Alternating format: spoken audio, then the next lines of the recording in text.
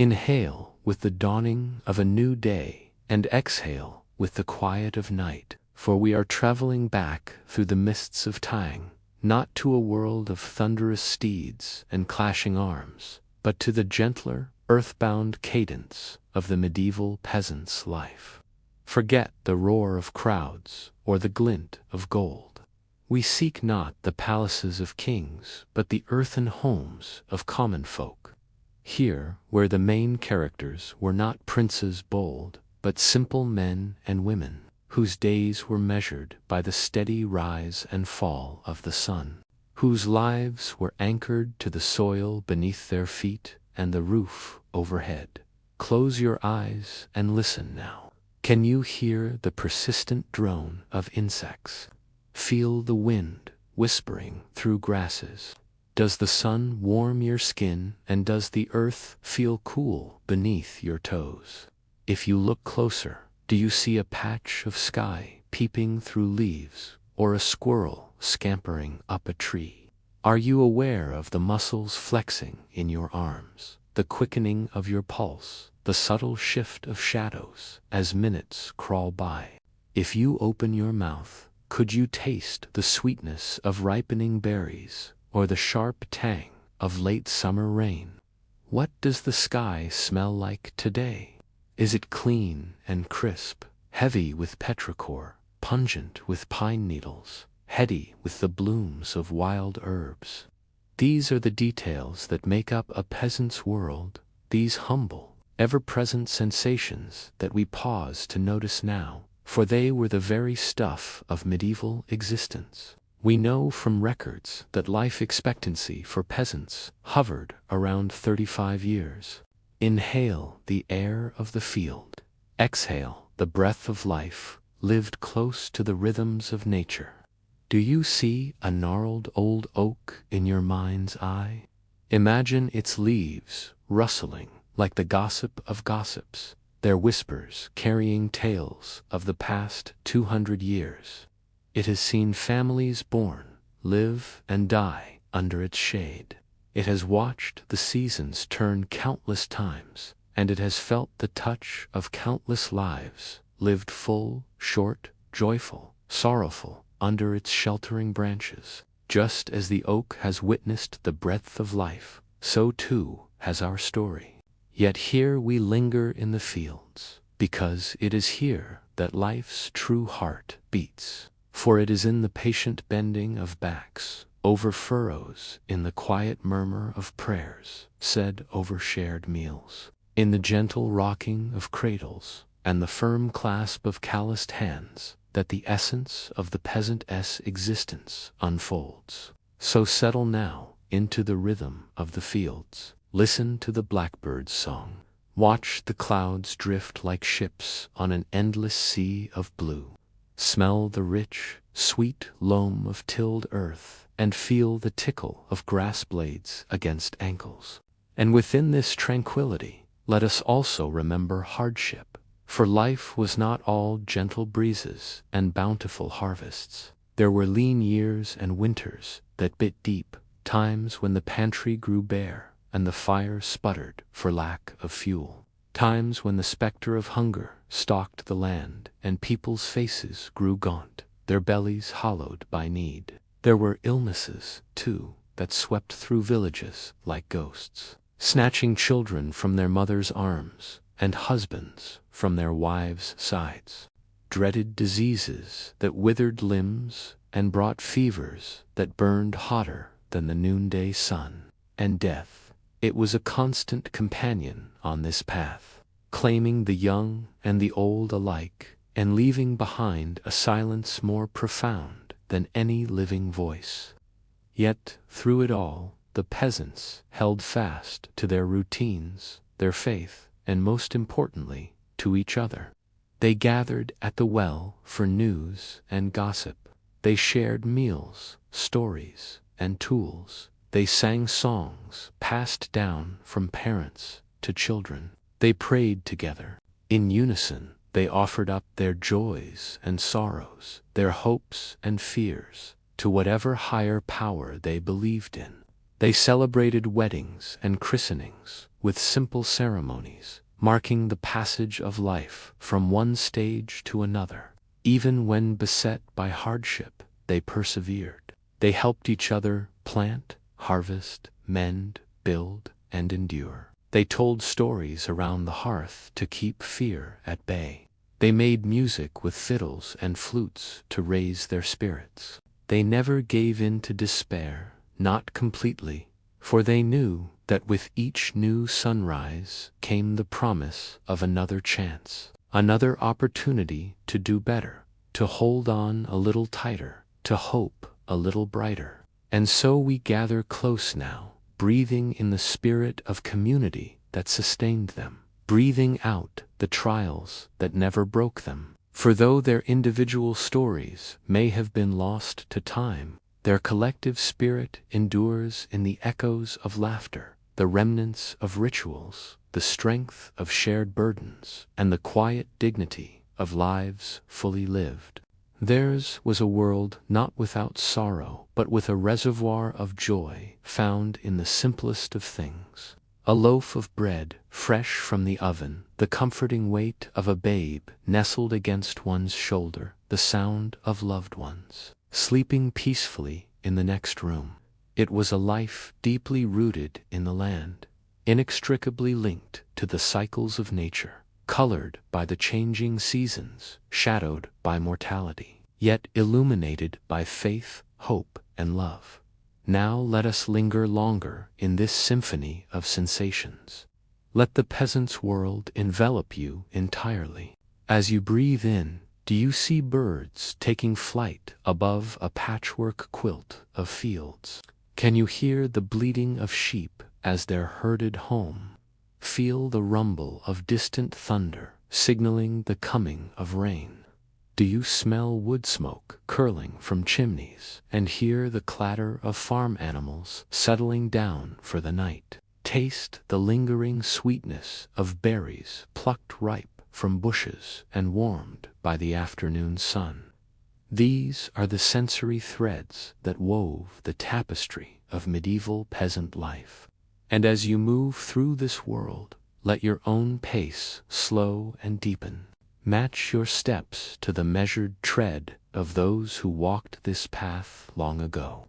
Allow your ears to tune in to the language of birdsong and running water. Permit your eyes to revel in the vibrant greens and blues of a world unsullied by smog. Open your mouth to catch the crispness of clean air and the fragrance of blossoming wildflowers. Let your skin bask in the warmth of the sun's embrace. This is a world away from the cacophony of modern existence. A world where the incessant hum of technology fades to silence, and the insistent demands of productivity give way to the gentle lull of nature. Here you are invited to slow down, to quiet your mind, and to reconnect with the primal rhythms that have always pulsed at the heart of human existence. In the rustle of leaves, the babble of brooks, and the hushed stillness of moonlit fields, you will find echoes of a simpler time, echoes of a world where life unfolded at the pace set by the heavens above and the soil beneath your feet. And so it is here, in the fertile fields and sun-drenched meadows, in the fragrant orchards and babbling brooks, that we discover a profound truth. The life of the medieval peasant was not merely a tale of toil and tribulation, but a testament to the indomitable spirit of humanity. It was a life lived in harmony with nature, fortified by faith, and enriched by the bonds of community. It was a life that understood the fragility of existence and celebrated each moment as a precious gift. As you continue your journey through this immersive experience, let your senses guide you. Let your sight drink in the vibrant tapestry of colors. Let your hearing feast on the chorus of birdsong and running water. Let your touch explore the roughness of bark, the softness of moss, the coolness of stone, and the warmth of sun-kissed fields. Let your taste savor the purity of fresh berries and the robust flavor of freshly baked bread. And let your smell inhale the intoxicating aroma of blooming flowers and the comforting scent of woods. Remember, you are not merely observing this world. You are stepping into it, becoming part of it. Breathe deeply, move slowly, and immerse yourself in the sights, sounds, textures, and fragrances that define the world of the medieval peasant. Allow yourself to be enveloped by it, to feel its peacefulness, its challenges, its simple joys, and its profound connection to the natural world. This is not just a story. It is an invitation to a simpler, more authentic way of life. An invitation to rediscover the beauty in the everyday, the strength in simplicity, and the solace in the rhythm of nature. And so our journey through the life of the medieval peasant continues, inviting us all to breathe in the tranquility of their existence and breathe out the complexities of our own. Hello, my loves. Today we are going to be talking about how the night dissolves into morning in a medieval village.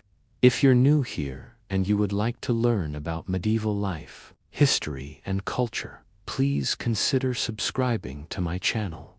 Also, we are so close to reaching a milestone. It's absolutely crazy. If you haven't already and you would like to support me and my work, consider supporting me through various platforms. In the winter evenings, nights are long and cold, and people would stay inside after sunset. It was only natural for people to go to bed early during the winter. This meant that there was a large stretch of time between sunset and sunrise, approximately 6 hours. That would mean that you'd be stuck in the dark for many hours in the middle of the winter. The length of these dark hours also depended on your latitude and longitude. The northern areas experienced more darkness because the sun's rays hit them at a slanting angle during the winter months. As the temperature began to drop, families huddled together around their fires, eating dinner and telling stories. In some cases, dinner was eaten in silence, while other times it was accompanied by music or storytelling. In larger towns, candlelight flickered in windows, casting dancing shadows on the walls inside homes. Outside, night descended, enveloping the towns and villages in total darkness. Without electricity, the villagers could only rely on the moon and stars to illuminate their path. Sometimes, the moonlight was bright enough that people did not need torches or lanterns, but often they were necessary. Lanterns were mostly used by the wealthy, as they were expensive and required oil and wicks to function. Torches were cheaper and easier to make, but they didn't last as long and were made out of resin and flax. Poor people would sometimes use rushlights made of a hollow reed, dipped in tallow or melted fat, and placed inside the hollow was a wick made out of flax. A common source of light in homes were candles made from tallow or beeswax. They gave off a pleasant light and smell, but were expensive and couldn't last long. In churches, the light came from a single lantern suspended above the altar, or else the worshippers would carry lighted candles with them. Oil lamps and candles weren't the only sources of light. During the Middle Ages, people lit fires both indoors and outdoors. Bonfires played a significant role in village life, serving not only as a source of light and warmth, but also as a gathering place for the community. During festivals, bonfires took on added importance, symbolizing purification and protection against evil spirits. Villagers might also gather around a bonfire to perform a ritual known as a bonfire, in which a large cross was erected in the center of the flames. This tradition held deep religious significance, representing the victory of Christianity over paganism. On a more personal level, Families kept fires burning steadily in their hearths throughout the evening. The crackling flames provided both warmth and light, making the darkness more tolerable and allowing activities to continue. Storytelling became a popular pastime around the warm hearth, with tales of adventure, folklore, and history being shared among family members and guests. Additionally, people engaged in various crafts such as weaving and knitting, finding comfort in the rhythmic repetition of their tasks as the night deepened. People would often retire to their beds early, seeking solace in the warmth of their blankets. In some cases, entire families shared a single bed, finding comfort in the closeness during the cold winter nights. Others slept on straw pallets or rush beds, attempting to find a peaceful slumber despite the hard and uncomfortable surfaces. To chase away the loneliness and darkness, people turned to prayer and meditation. Religious beliefs permeated every aspect of medieval life, and the night was no exception. Christians prayed for guidance, protection, and forgiveness, seeking solace in their faith. Meanwhile, pagans and other spiritual practitioners observed the night sky, contemplating the mysteries of the universe and connecting with the natural world. The absence of light and sound during the long hours of the night created an eerie atmosphere that fostered a sense of mystery and wonder. People often felt vulnerable in the darkness, susceptible to both physical and psychological dangers. The fear of intruders, wild animals, and the unknown loomed large in their minds. Consequently, they took precautions, such as locking their doors and keeping weapons nearby to defend themselves. As darkness enveloped the land, the streets emptied of people, transforming the medieval town and village into a ghost town. The absence of human activity created an eerie silence, broken only by the howling of wolves and the rustling of the wind. In this eerie setting, shadows seemed to dance ominously, taking on sinister shapes and proportions. The flickering flames of candles and torches cast grotesque faces on the walls, while the rustling of leaves outside sounded like whispers in the darkness. It was during these long, dark hours that superstition and folklore thrived. People became engrossed in tales of witches, ghosts, and mythical creatures, sharing stories around the fire to both entertain and frighten one another. Superstitions surrounding the night led to rituals and beliefs designed to ward off evil spirits and malevolent beings. Some people carried protective amulets, while others recited prayers or incantations to ensure their safety. Fear of witchcraft was particularly prevalent, and accusations of sorcery often arose during these dark hours when the line between reality and fantasy blurred. The arrival of nightfall signaled the end of the day's work. For peasants, their long hours spent in the fields were over, and now they could rest their aching bodies by the warm fireside. Farmers would return home with their livestock, seeking shelter from the elements and the safety of their village community. Their days were physically demanding, and they looked forward to the evening as a time to relax and recharge.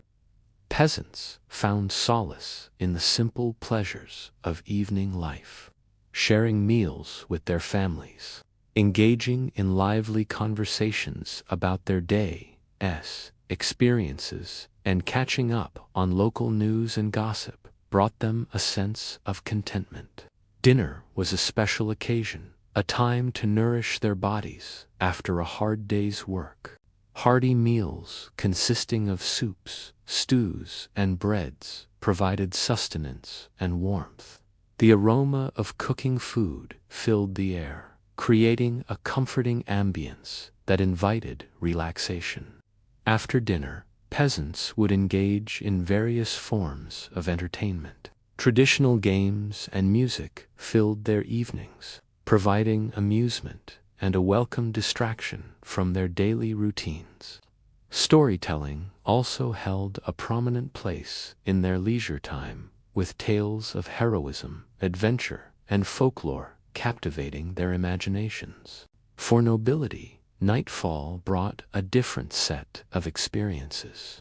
While peasants sought warmth and camaraderie by the fire, nobles often retreated to their chambers for solitude. The grandeur of their castles provided a stark contrast to the cozy gatherings of the peasantry, with echoing halls and dimly lit rooms becoming their primary company. Nobles had access to luxuries like tapestries and thick curtains that could block out the darkness, allowing them to maintain a semblance of daytime comforts. However, this isolation came at a cost, separating them from the joys of community and companionship. Entertainment for the nobility took on a more refined and sophisticated tone.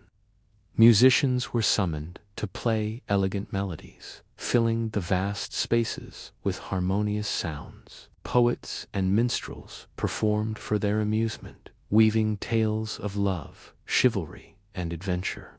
The nobles would listen, enthralled by the artistic expressions that provided a welcome respite from the demands of courtly life. Additionally, board games and chess became popular pastimes, offering intellectual challenges and strategic pursuits. In the heart of the castle, the great hall continued to buzz with activity. Even as the sun dipped below the horizon, knights and squires gathered around the refectory tables, sharing stories of battles and tournaments. The clinking of tankards filled the air as they reminisced about their heroic deeds and planned future adventures. Their laughter echoed through the hall, creating a sense of camaraderie that extended beyond the confines of their armor. But as the hours crept by, the energy in the great hall gradually subsided. The knights, weary from their tales of valor, began to retire to their chambers. The echoes of their laughter faded, leaving behind a sense of quiet anticipation for the next day's adventures. Now, if you'll excuse me, I'm gone now. Go read a book by the candlelight and drink some hot cocoa and wear my fanciest sweater because it is freezing outside. Thank you so much for watching. I hope you enjoyed today's video. If you want to learn more about medieval life, check out this playlist. Please remember to subscribe to my channel and leave a like. You can follow me on social media. I attached a link to my support page. And I will see you next week for another exciting episode. A woman in medieval Scotland is alone with her child, and she needs to make a fire. How hard can it be? Welcome back to Life in the Past. Today we're going to find out how one medieval mother kept her family alive. If you'd like to learn more about what life was like in past centuries, stay tuned for new episodes every week. Inside the hut, the mother is always the first to rise, for it is she who carries the unspoken covenant with the hearth, she who must coax the day into being from the pale memory of last night's fire. And so her body stirs before her mind is even fully awake, her feet slipping from beneath the coarse woolen blanket that holds the heat of her family. And the sudden touch of the earth floor greets her like a cold stone pressed against her skin, uneven and gritty, packed clay worn smooth in patches by years of walking, but still pitted with small hollows where water has seeped or straw has pressed. She shivers, not from fear, but from that intimate, ever-present cold that seems stitched into the very fabric of a medieval morning. And she draws her shawl tighter, the wool scratchy, heavy, faintly smelling of the lanolin of sheep, for wool in such huts is never fully cleansed of its animal memory. And that memory clings, as smell and texture, a reminder of the flocks outside. The bleating goats that even now begin to stir in the yard, their voices soft at first, muffled by wood and thatch, but insistent enough that she hears them as she bends low over the hearth. The fire is no longer fire but ash, the stones blackened, the air above faintly warmer than the rest of the room. Stirs the gray mound, breathes gently, her exhale clouding in the chill air as she leans close, coaxing, persuading, until a faint spark responds, a fragile orange eye blinking awake, then another, and with a careful layering of kindling she urges them into flame, the smoke rising at once, curling against the soot-darkened beams above, where cobwebs glisten faintly with moisture, where the thatch, packed and smoke-stained, holds the scent of centuries of fires, and with each crackle of new flame the hut itself seems to exhale, shadows shifting, warmth promising to return. Behind her, on the pallet where straw and wool weave the fragile comfort of sleep, the baby stirs, small fists twitching, a murmur escaping lips that know nothing yet of toil or hunger, only the warmth of blanket and body. And this small sound joins the chorus of morning, the bleating goats, the distant bark of a dog, the faint groan of timber beams contracting in the cold. Even the shutters, loose on their pegs, give a sleepy creak as a draught of dawn air pushes against them, the wood swollen with damp, rough to the touch, smelling of resin and rain, so that the room holds within it every element of their world. Earth beneath their feet, wool on their backs, wood at their windows, smoke above their heads, breath in the cold air. Each texture is a presence, each presence a reminder of their tether to the land. As she gathers up the slack, dusty embers of last night's fire and lays them carefully on the hearth floor, our mother hums a tuneless melody, wordless, timeless. It's a sound that has echoed through countless stone and timber halls, a human counterpoint to the bleating of goats and the barking of dogs. And as she works her mind, though waking remains in the half-light of sleep, traveling back along familiar roads to the remembered hearth of her own childhood, where another woman, her own mother, stirred the ashes and coaxed the dying embers into flame, humming the same tuneless melody. A prick of pain, sharp and unexpected, momentarily severs the thread of memory. She blinks, shaking off the sudden intrusion of emotion. Grief, it seems unwelcome here, and she turns back to the task at hand, reaching for the sturdy iron poker that leans beside the hearth, its rounded end worn smooth by countless turnings. This is an ancient tool, older than any hearth it tends, having come down through generations, its purpose as constant as the need for fire itself. As she stokes the coals, shaping them into a rough pyramid, she thinks of her father, how he would have used, gathered around it, ready to spring into action if need be, defending all that they held dear.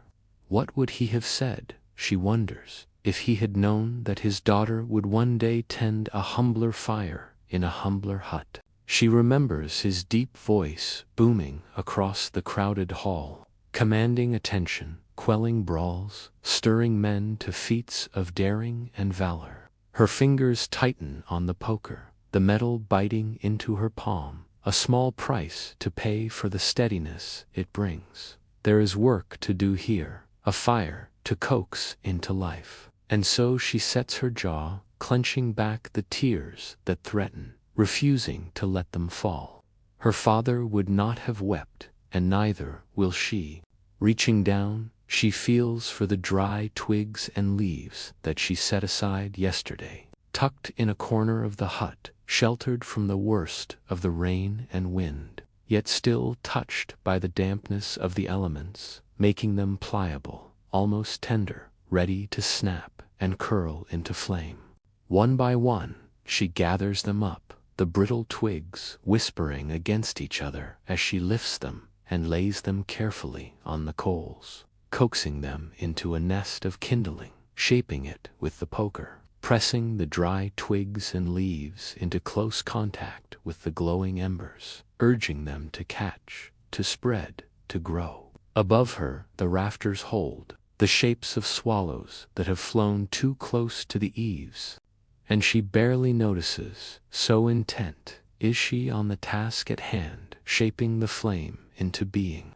At last, one of the twigs catches a sudden burst of orange, and she leans closer, shielding her face against the rising smoke, her eyes fixed on the growing spark, as eager and demanding as a newborn babe drinking in the wonder of the world. The second twig catches, then the third, and soon the kindling is ablaze, crackling, hissing, surging upwards, reaching towards the shadowed roof beams, licking at the dry thatch above. She feeds it more twigs, gathered in handfuls, this time letting them tumble and scatter across the flames, the leaves, a green shower caught in a ring of fire, and the flames grow hungrier, reaching higher, climbing towards the chimney breast, where the flue gapes, like the mouth of a hungry beast, pulling, sucking, urging the fire skyward.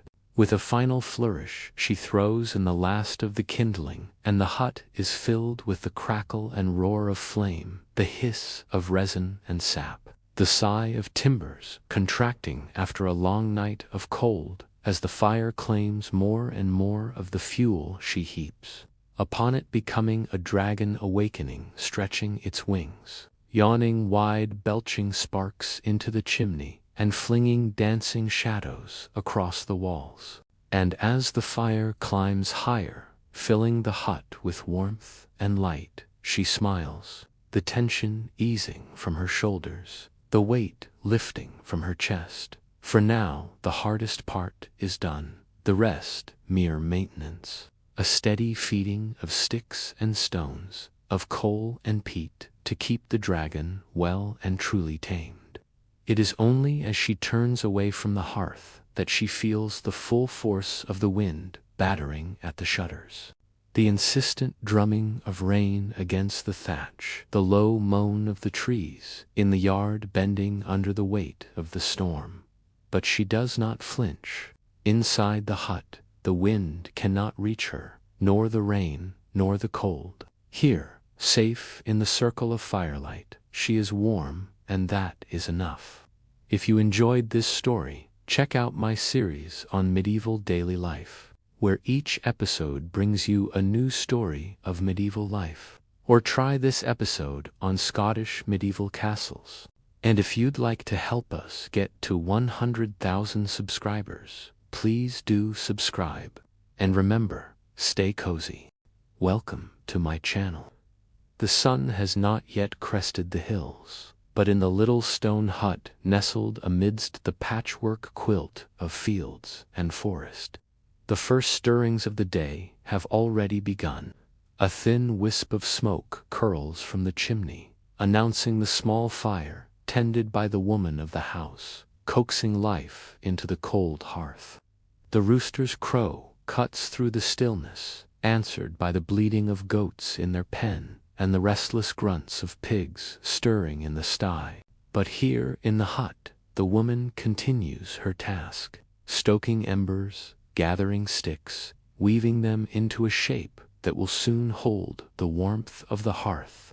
And so the first tasks of the day begin, not as a choice, but as an inevitability. For, in a medieval peasant's life, the morning unfolds according to rhythms older than memory, older than prayer, older even than the church bells that toll faintly in the distance across the valley. And the woman of the hut, having coaxed the fire back from its bed of ash, straightens her back and gathers the wooden bucket, its staves bound by rust-darkened iron bands, its handle worn smooth by countless hands, and when she lifts it, the weight is not yet water, but expectation, the memory of heaviness to come. For to fetch water is to bring the life of the household into its day. Without it, nothing else may proceed, no bread may be mixed, no goats may drink, no children may wash their faces of sleep.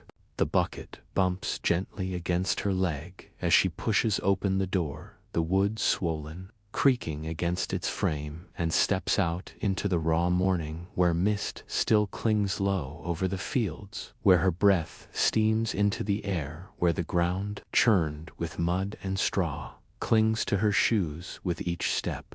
She makes her way toward the well, a circle of stone darkened with moss, its lip cold and wet beneath her hand, and lowering the rope, she hears the familiar squeak of wood against stone, the splash below echoing faintly, a sound that has greeted her every day since childhood, as it greeted her mother and grandmother before her, and when she hauls the bucket back, hand over hand, the rope rough and biting into her palm, the weight grows heavier, heavier, until it breaks the surface and swings into sight, water sloshing, glinting faintly in the weak dawn light, a small captured piece of the world's endless abundance. She steadies it, lifts it carefully, and the burden of it presses against her body as she carries it back across the yard, careful not to spill. Though a few drops splash onto her skirts and darken the wool, cooling against her skin, reminding her of the freshness of the morning and the fragility of their livelihood, for water is never to be wasted, not a drop, not a breath. Back within the yard the animals are waiting, and though their sounds are humble, they form their own chorus of necessity. The goats bleat more insistently now, heads thrust over the low wooden gate of their pen, eyes bright, eager for feed. The pigs grunt and shuffle in the muck, their smell pungent, earthy, undeniable, yet also familiar, for their bodies, fattened over seasons, promise meat when the time comes, and their waste feeds the fields, and so even in their filth they are part of the cycle of sustenance.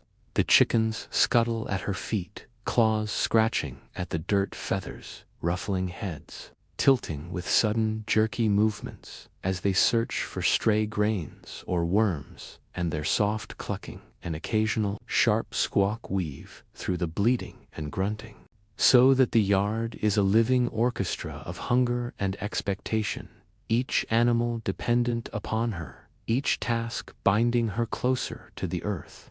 She scatters feed from a sack, grains, scraps, whatever may be spared, and watches the small storm of feathers and beaks, the dust rising in the dim light, before pouring water into the wooden trough for the goats, who lower their heads at once, lips moving water, rippling with their thirst. And though the chores are simple, their rhythm carries a gravity, for these animals are not possessions, but threads in the fabric of survival. Each bleat and grunt and scratch a reminder that human life here is braided inseparably with theirs. The fire by now has grown stronger inside the hut, and returning with her bucket, she pours some of its water into a pot suspended over the flames, the iron dark and sooty, the handle warm as she nudges it into place, and then begins to prepare the bread, the act itself another inheritance, her hands knowing the movements without thought, flour scooped from a clay jar, coarse speckled with husk, ground only yesterday on the metate, with the rhythmic back and forth of stone against stone, a sound as constant in this world as breathing.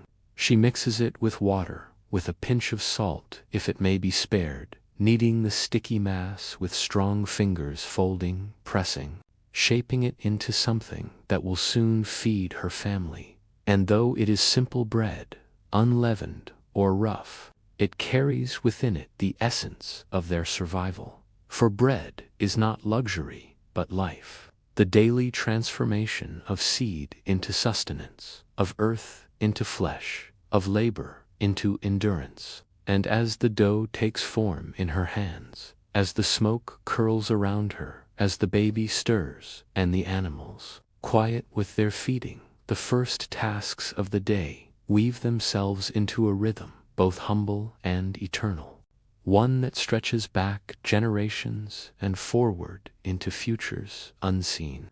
So that in these small motions, drawing water, feeding animals, rekindling fire, preparing bread, the whole cosmos of peasant life is contained, endlessly repeating, endlessly sustaining, like the turning of the seasons or the toll of the bell far away across the valley. As the sun climbs higher, the work within the hut begins to yield to the work without. For now, the garden calls, promising bounty if it is heeded, and the woman pauses to gather a basket of herbs and vegetables, onions, carrots, whatever greens the season allows. Her husband has gone to the fields, his broad shoulders already battling the stubborn soil, under a sky that may or may not offer rain, while her children, too young to join him yet, follow her toward the rows of cabbages and leeks and potatoes. Or perhaps they stay by the hut, tending the chickens, collecting eggs, gathering fallen sticks, or watching over the younger siblings. For children, even the youngest, are never truly idle, their minds as sharp as any tool, their hands quick to learn the feel of basket and rake. Meanwhile, the dog, a shaggy, lumbering beast, half collie, half wolf, guards the boundaries, chasing away foxes and keeping watch against thieves. And the cat, sleek and nimble, slinks between the animals and the shadows, catching mice and dreaming of birds. And all the while, the routines continue, the goats bleating the pigs, rooting the chickens, clucking, forming a background music to which the peasants of the village dance, their timeless steps, ever hopeful for good harvest, ever wary of lean times, ever mindful of the rhythms that dictate their lives. And as the day lengthens, so does the list of necessities. Perhaps there is mending to be done, a garment ripped, or a shoe worn thin, or maybe a new tunic must be stitched for the coming feast day. Or perhaps the loom is set up, and the rhythmic clack of shuttle and reed fills the hut, weaving cloth as steady and sure as fate. For whether sunshine spills through the windows or rain streaks the glass, the tasks continue, guided by the slow, sure hands of generations past, shaped by the needs of family and field, bound together by the sweat of brow and the ache of muscle, held fast by the unwavering routines that define a life close to the land. Then, as the sun dips low, casting long shadows across the yard, the work begins to wind down. The animals are fed, the chickens roosting, the goats seeking shelter, the pigs wallowing in the muck, their snorts echoing in the twilight. The day's catch is gathered, whether fish from the net or fowl from the snare, and the evening meal is prepared, simple, fair, but blessedly filling. And as the family gathers, sharing stories of the day and dreams for the morrow, the firelight flickers on faces worn and weathered, etched with the lines of labor and love, a silent testament to the strength and resilience of those who lived close to the land.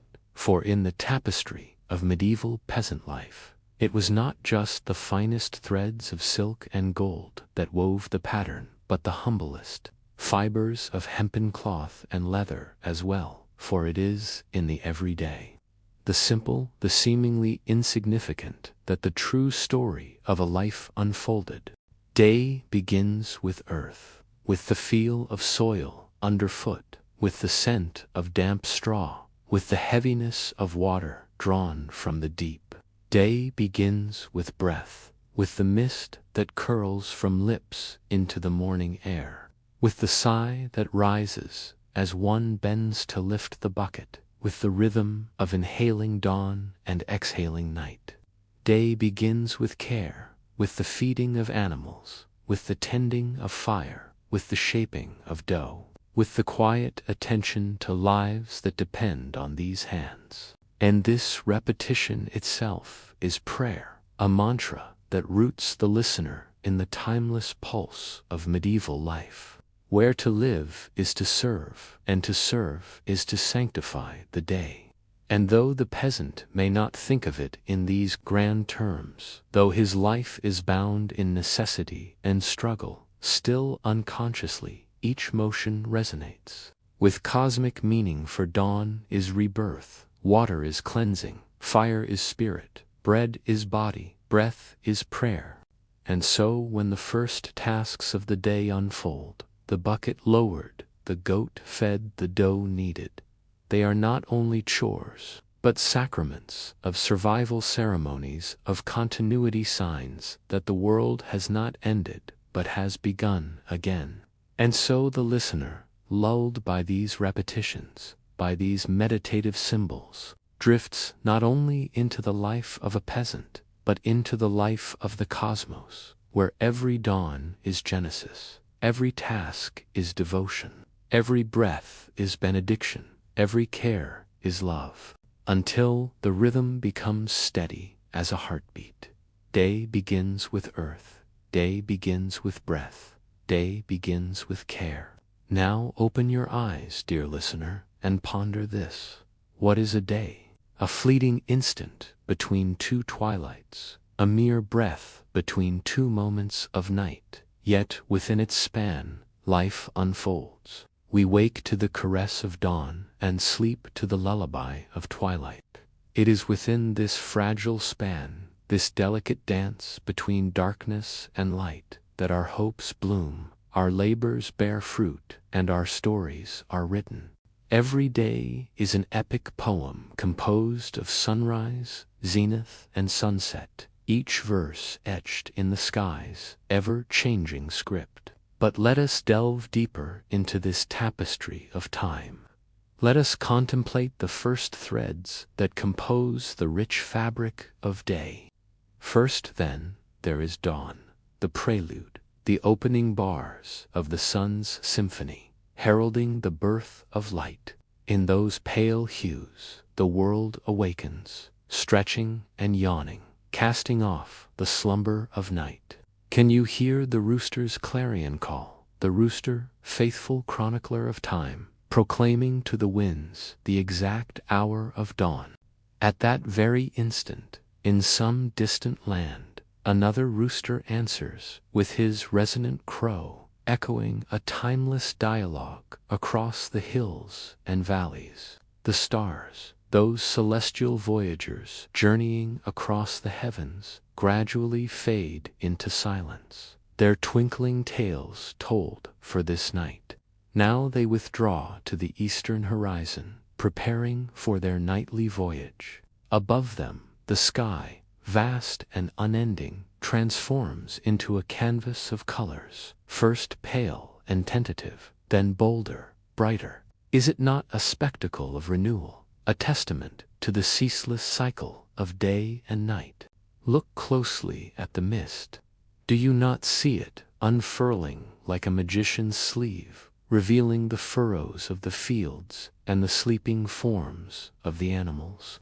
This is the breath of the earth, her way of sighing, awakening to another day of existence. And listen, do you not hear the gentle lapping of water as it spills from the spout? A liquid melody celebrating the arrival of light. Can you feel the coolness on your upturned face, the taste of freshness on your lips? It is the kiss of the fountain, the christening of the new day. And what is this sound that steals upon us, faint yet familiar, like a half-remembered dream? Ah, it is the church bell, tolling softly across the valley. It seems as though the heart of time itself is here, keeping vigil, marking the passing of night and the coming of day. With each resonant toll, it whispers the ancient words, "Arise, my soul, for light has come." And you, dear listener, how does the dawn greet you? What sounds, what sights, what feelings announce the birth of a new day in your world? Do you, too, hear the rooster's call, feel the refreshing touch of morning dew, or witness the soft palette of colors as the sky awakens? Share with us the essence of your dawn, for each beginning is a story waiting to be told. And now, dear listener, let us turn our attention to the peasant, that timeless archetype who embodies the rhythm of the land. He stirs in his humble abode, his eyelids heavy with fatigue, yet already attuned to the subtle cues of the turning day. His cottage, snuggled amidst rolling hills and whispering crops, is more than just a dwelling. It is a sanctuary, a shield against the world's harshest elements, a silent witness to countless dawns. As he rises, his joints protesting the relentless march of time, he does not merely shake off slumber. He is awakening to duty, to the unspoken pact between man and earth, between labor and sustenance, between hope and survival. His every movement speaks of resilience, of a life deeply rooted in the cycles of nature. The creaking of floorboards beneath his weight, the comforting scent of wood smoke lingering in the air, the rough texture of his woolen blanket against his skin, all these are the lullabies of his existence. They tell a story of a life lived in harmony with the land, where every sound, every smell, every touch echoes the heartbeat of the earth. In the morning mist, before the sun dares to peek over the horizon, he moves with a grace born of familiarity. Each step is measured, each gesture precise, a testament to a life lived in close communion with the soil that cradles him. As he dresses, pulling on layers that protect him from the capricious whims of the weather, he is not just readying himself for the day's toil. He is donning armor against life's uncertainties, shielding himself against the biting wind and the unforgiving cold. These are not mere garments. They are talismans woven with the threads of necessity and endurance, imbued with the spirit of generations who toiled under skies just like these. With the slowness of one attuned to the land's rhythms, he tends to the needs of his animals. Each coo, each bleat, each chirp is a language he understands intimately, a vocabulary built on years of shared experience. In these moments, he is not just a farmer, he is a caretaker, a steward of the land's bounty. His connection to these creatures is profound, a bond that transcends mere ownership, a communion that echoes the ancient pact between humanity and the natural world. As the sun finally ascends, painting the sky with hues of rose and gold, he pauses, not to admire the beauty, but out of sheer habit. For to him, the rising sun is not a spectacle, but a promise, a reaffirmation of the cycle that sustains him.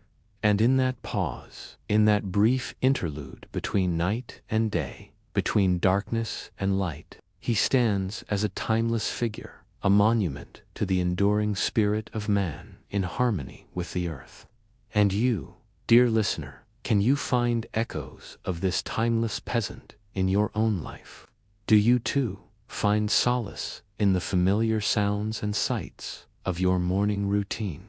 Perhaps the chirping of birds outside your window, the warmth of the sun on your face, or the comforting aroma of freshly brewed coffee.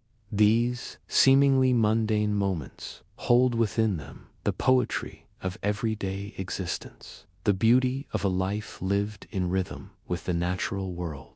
Just as the peasant finds meaning in the sunrise, just as he finds solace in the company of his animals, we, too, can find magic in the ordinary. For life, like the cycle of day and night, ebbs and flows, offering moments of beauty and tranquility amidst the tapestry of our daily lives. It is up to us to pause, to truly see, to listen, to feel, and to appreciate these gifts. To truly live as the peasant does is to find sanctity in the mundane, to discover poetry in the ordinary, and to celebrate the rhythm of existence in every breath we take, every step we make, every moment we are given. So, as you go about your day, dear listener, let the spirit of the peasant guide you. Find strength in the constancy of nature, seek beauty in the everyday, and above all, find joy in the simple act of living. For life, like the turning of the day, is a precious gift to be cherished and lived fully, for in the grand tapestry of existence, each moment, no matter how small, has its place and its purpose. And now, dear listener, as the sun climbs higher in the sky, casting its golden gaze over the land, we invite you to linger a while longer in this timeless realm.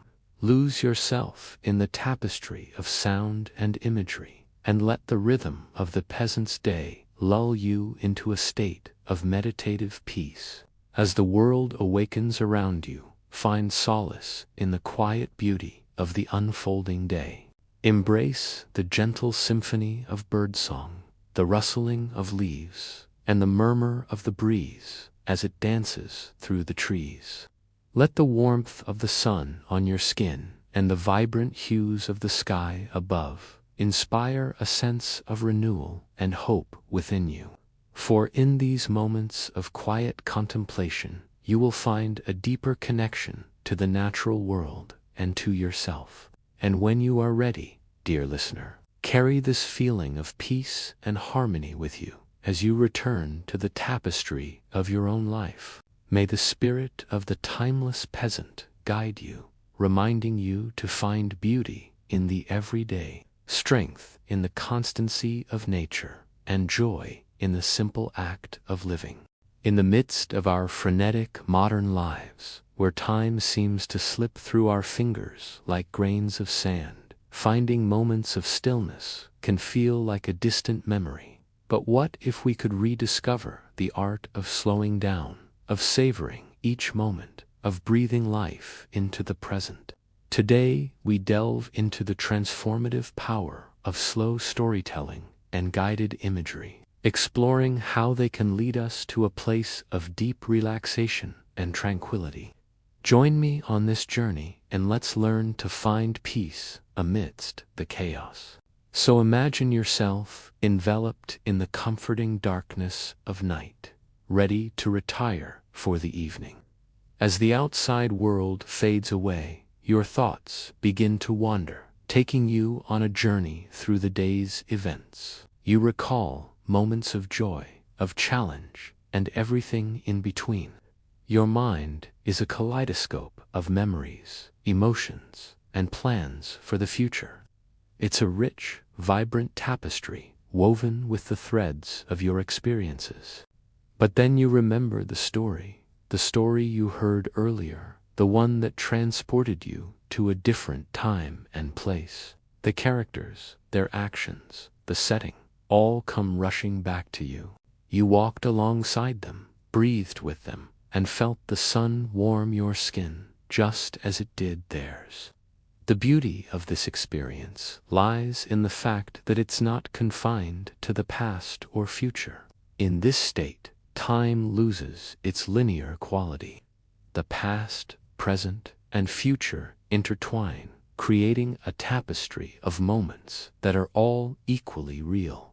You're not just thinking about the story, you're living it. You're in it up to your neck. As the story unfolds, you don't just hear the words, you see them.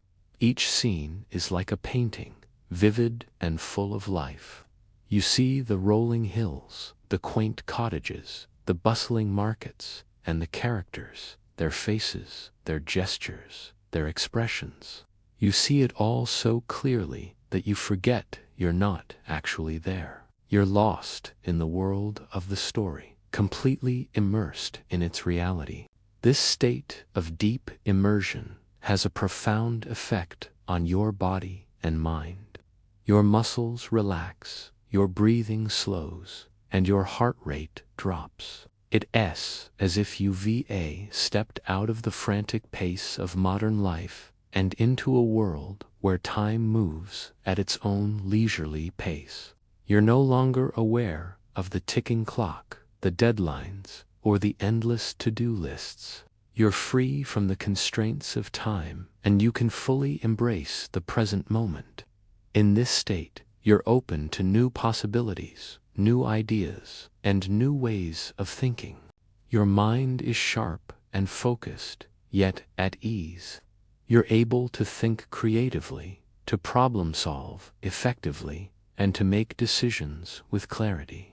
Your dreams are filled with the magic and wonder of the story world, and when you wake up, you feel refreshed and rejuvenated. When you rise in the morning, the world seems new and vibrant. The colors are brighter, the sounds are sweeter, and you feel a renewed sense of energy and vitality. The story has not just entertained you, it's transformed you. It's given you a new perspective on life, a deeper connection to yourself, and a greater appreciation for the beauty of the present moment. And now let us take this technique of meditative pacing and stretch it until the listener feels time itself slowing. Each action broken into fragments, into beads on a rosary, counted one by one, not rushed but savored, so that a simple movement becomes a ritual unfolding in multiple layers, a moment extended into eternity. For when the peasant woman rises to draw water at dawn, we do not hurry the description. We do not say only that she takes the bucket and fills it. No. Instead, we dwell with her as though each gesture were a prayer. She bends, the body folding down toward the earth, the back curving, the breath pressing out, a sigh into the chill. She lifts, arms stretching, wood rough against her palms, the bucket's weight felt before it is even filled. She breathes, drawing air that tastes of smoke and mist, lungs expanding like bellows feeding an invisible flame. The bucket creaks, wood complaining against iron, an old sound, an ancient sound that echoes through centuries of use. The water shivers, surface rippling in silver tremors as the bucket dips, as the earth releases its cold gift. And with each of these small motions, time expands, becomes layered, until the simple act of drawing water is not only described, but entered into, lived breath by breath. So the pacing becomes a meditation, and the meditation becomes a rhythm that matches the listener's own breath, forward and back, breath and step, step and breath. A mantra repeated until it begins to erase thought, until it becomes the heartbeat of the story, carrying the listener deeper into calm, deeper into sleep, deeper into the pulse of the medieval morning. And so, when she turns back toward the hut, the rhythm continues, step and shift, foot on soil, weight pressing down, another step, body swaying, water sloshing. And this slow unfolding is not accidental, but essential. For in the stillness of a peasant's life, there is no rush, there is no racing clock. There is only the rhythm of necessity, the measured pace of survival. And so the storyteller too must slow, must break each action into fragments, must return again and again to refrains, to mantras, so that the listener is drawn into that timeless rhythm, until even in the imagination of dawn they feel their own bodies sink into the same meditative cadence. And so the first tasks of the day are told not in haste, but in spirals of repetition. Each return deepening the sense of being there. She bends, she lifts, she breathes, the bucket creaks, the water shivers. Forward and back, breath and step, step and breath. To rise is to serve is to live. Day begins with earth, day begins with breath, day begins with care. Then the medieval world invites you to step through the looking glass and experience life as it was lived in the heart of the Middle Ages. Let the gentle lapping of water, the creaking of wood, and the rhythmic tread of feet carry you back in time. Lose yourself in the timeless beauty of a peasant's life, where each moment is a prayer, each task a meditation, and where the very essence of existence is celebrated through the simple act of drawing water. And now I want to hear from you. Have you ever experienced a moment in a story where you felt completely immersed, where you forgot you were reading or watching? Share your thoughts in the comments below. Also, do not forget to support us if you enjoyed this journey into the meditative world of medieval mornings. Until next time, may your days be filled with moments of stillness, of presence, and of connection to the natural world around you. Then we let the hut breathe with its people, not only with the mother bending to the hearth or the father preparing tools, but with all the small lives woven together in this single morning. And each of these lives offers a micro-story, a thread to be pulled slowly, unrushed, until it unfurls into a meditation. For while the rooster has crowed and the church bell has faintly tolled across the valley, not every soul rises at once. And here we see the child, too sleepy to wake, clinging to the rough wool blanket, the wool scratchy yet warm, the body curled like a seed in the soil, resisting the pull of the day. The air around him, still sweet with the smell of milk and the tang of sheep, eyes heavy, lashes damp with the dew of dreams, a faint sigh escaping as the mother moves past, her shadow falling over the little one but not stirring them fully. A grunt of exertion as she pulls on a leather boot, its tongue smelling faintly of wood smoke, of the day before, of the fire that banked but never quite died, her fingers knotted and worn from years of labor, moving with a practiced ease to cinch the laces tight. And in this small image we see the eternal tension between rest and duty, between the innocence of sleep and the necessity of labor, and the blanket itself becomes a symbol. The last remnant of night, the thin shield against the coming tasks of daylight, the world beyond the door, waiting with chores to be done and fields to be watched over. It is a silent battle. No trumpets sound, no armor clashes, but the blanket is a boundary, a line drawn in the soft earth of dawn. On one side, the safety of sleep, the womb of night, where worries are small and dreams run free. On the other, the slow creep of responsibility, the dawning realization that the world needs tending, that the sun does not rise for naught, that hands must become rough, that backs will bend, that a life full is a life lived. And who better to wage this war than children?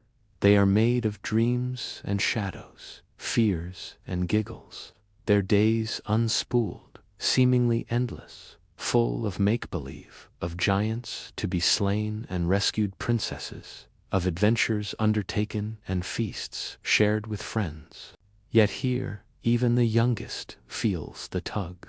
Maybe it's the stiffness in the joints, the ache that comes with dawn, the hunger that claws at empty bellies. Or perhaps it's the sight of parents rising, their faces grave, their movements purposeful, or the call of animals, impatient, hungry, needing to be fed, milked, or led out to graze, that the child knows, somewhere deep inside, that a warrior is needed, that the hero must rise. Slowly he turns, his face creased with confusion, his mouth still forming the shapes of half-forgotten dreams. He looks around, trying to find the monsters that might be lurking, the dangers that may lie in wait. Or maybe he is simply looking for his mother, her rough hands that can soothe any fear, her voice that can calm any storm.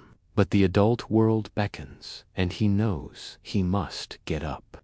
With a grunt, he pushes himself away from the comforting softness of the blanket, revealing the dirt floor beneath. Barefoot he stands, swaying slightly, gathering his wits, his eyes wide, taking in the scene. Around him, the hearth, cold and dark, the table bare, the chairs, huddled together, as if in a huddle, the bucket waiting patiently by the door. His legs are stiff from hours of slumber, the muscles protesting with each step. The chill of the morning seeps through his thin tunic, raising goosebumps on his arms. But as he moves, the stiffness leaves, and he feels a sense of pride. Now he is awake, now he can help. Outside, the world awaits. The animals need him, the crops depend on him, and he is ready. In the corner, another story breathes. The elder coughs, a cough not harsh but weary, as though lungs have carried too many winters. This sound, fragile and yet grounding, reminds the family that life is not eternal. Dawns remembered stretch back further than the children can imagine, and each morning is not just beginning, but also an echo of countless other mornings. 50, 60, 70 years ago, when their own body was strong, when their own feet once raced over duet grass, when they too carried buckets from the well, fed goats bleating outside, when they too were young. But the decades have slipped by like water, and now the effort of rising is greater, the ache more profound, the balance trickier. The cough lingers in the air, a physical manifestation of time's passage, a reminder of the frailty that awaits them all. But the elder, too, has seen many sunrises. Their gaze drifts to the doorway, where the mist still curls, carrying them back to those early mornings when the world was full of promise and the day stretched ahead like a clean field ripe for sowing. They remember the strength in their limbs, the eagerness in their heart, the certainty that life would unfold like the sunrise, ever onward, ever brighter. And then the sun climbed higher, casting longer shadows, and the task of each day grew heavier. Love was given and received. Laughter echoed, tears were shed. Seasons turned, painting the fields in hues of gold and brown, then green and new life. Children ran barefoot through the dew, their voices ringing out like bells. Hands, once smooth, became gnarled, etched with lines of labor and time. Each wrinkle, each cough, a testament to a life fully lived. The elder had loved and lost, celebrated and mourned, toiled and rested. They had seen the best and worst of days, of seasons, of years. And now, as the mist curls and dances in the doorway, they see their own breath clouding the air, feel the weight of years pressing down, hear the echoes of a life well lived in the silence that follows. A single tear escapes, tracing paths down weathered cheeks, a silent offering to the memories that shaped them, to the dreams that once soared high, to the love that endures even in the face of passing years. The cough comes again, a final punctuation to the story that unfolds within them, a reminder that life's chapters turn, that endings are as certain as beginnings, and that even the longest story must end sometime. And then, as if to counterbalance the fragility within the hut, the young boy races outside, his steps light, reckless, eager, his body alive with the thrill of movement. The grass, still wet with dew, bends under his feet, his ankles brushing against the stalks, his shoes lying by the door, forgotten. Earth kisses his soles, feeling the coolness, the dampness, the texture of the soil beneath. The sun, climbing higher, begins to warm his back, chasing away the lingering chill of night. A smile breaks across his face, teeth white against skin as he laughs out loud, his voice echoing in the stillness of the morning. And his breath comes quick and bright, a counterpoint to the elder's cough, a reminder that life continues to leap forward, fresh, unburdened, while others fall behind. In this interplay of child, elder, and youth, the hut itself becomes a stage where time itself is performed, sleep clinging to one memory to another, and the present moment bursting out in laughter and footsteps in the boy. And so these micro-stories do not interrupt the morning routine, but deepen it, slow it, remind us that a medieval peasant household was not one body but many, not one rhythm but a chorus of overlapping tempos, each human moving at their own pace, each caught in their own layer of existence.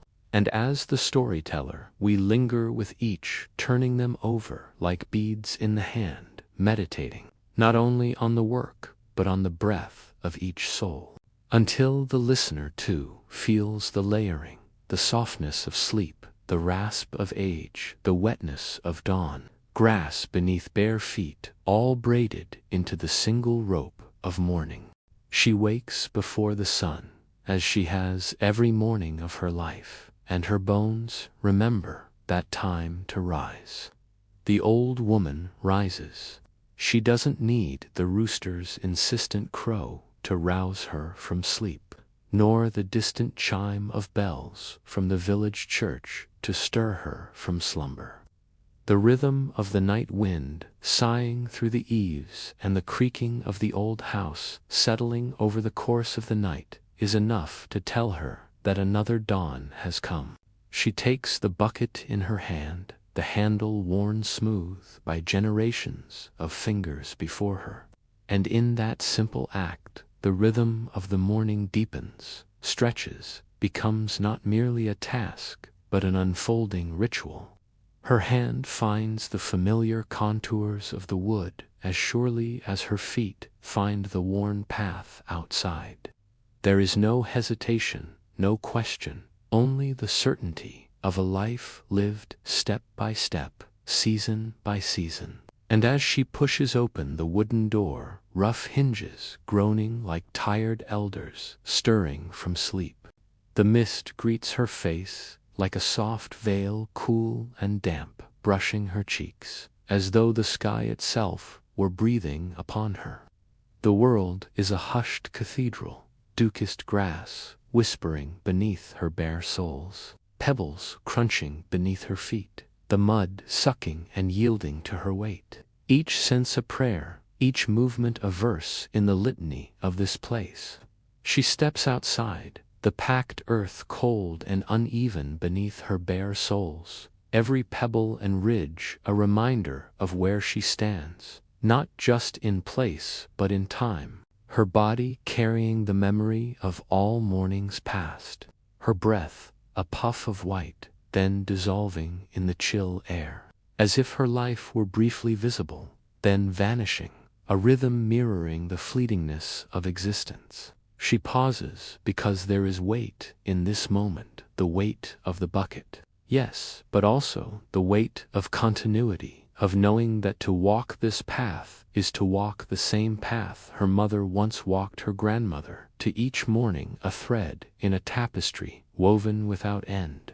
The mist clings to her legs, fine threads of water clinging to her ankles, weaving their own pattern upon her flesh. And in that clinging, she feels the essence of this place holding her to it, binding her to the rhythms of earth and sky, a part of something vaster, older than her individual life. The trees are giants, silent, stoic, reaching branches clawing at the heavens, anchoring roots deep in the earth, their presence a constant backdrop to her life's brief unfolding.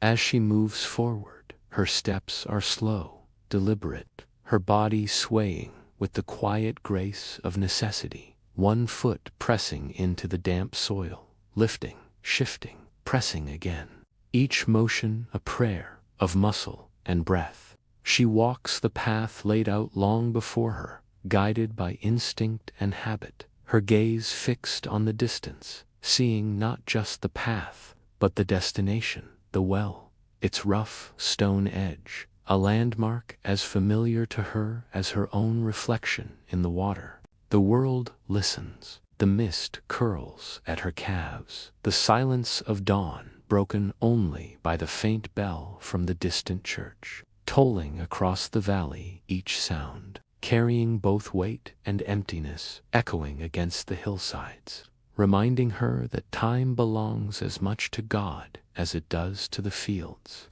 And as she nears the well, the wooden bucket creaking faintly at her side, it sounds like an echo of the body's own joints. She remembers being small, trailing behind her mother, in just this same way, half asleep, clutching a shawl, watching the swing of her mother's pail. She remembers the comfort of that rhythmic sway, the security of her mother's presence, the feel of the rope digging into her palm when she was old enough to help. She remembers the moment she was finally old enough to haul her first bucket, the rope cutting into her palms, her arms trembling with the effort, the pride in her mother's eyes mixed with the gravity of responsibility.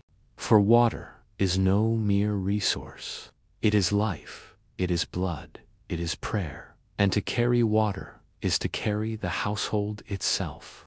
So she approaches the stone lip of the well with a reverence that borders on sacredness, for here is the womb of the village, the deep throat of the earth offering sustenance. Here is continuity, the rains gathered filtered through soil, waiting in darkness to be lifted into light.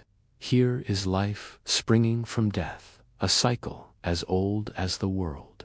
And she leans over, peering into the circle of shadow, where the faint shimmer of water trembles far below. And in that shimmer, she sees not only her own reflection, but the ghost of her mother's face, her grandmother's face, all the women before her who lowered rope into this dark throat and pulled up life.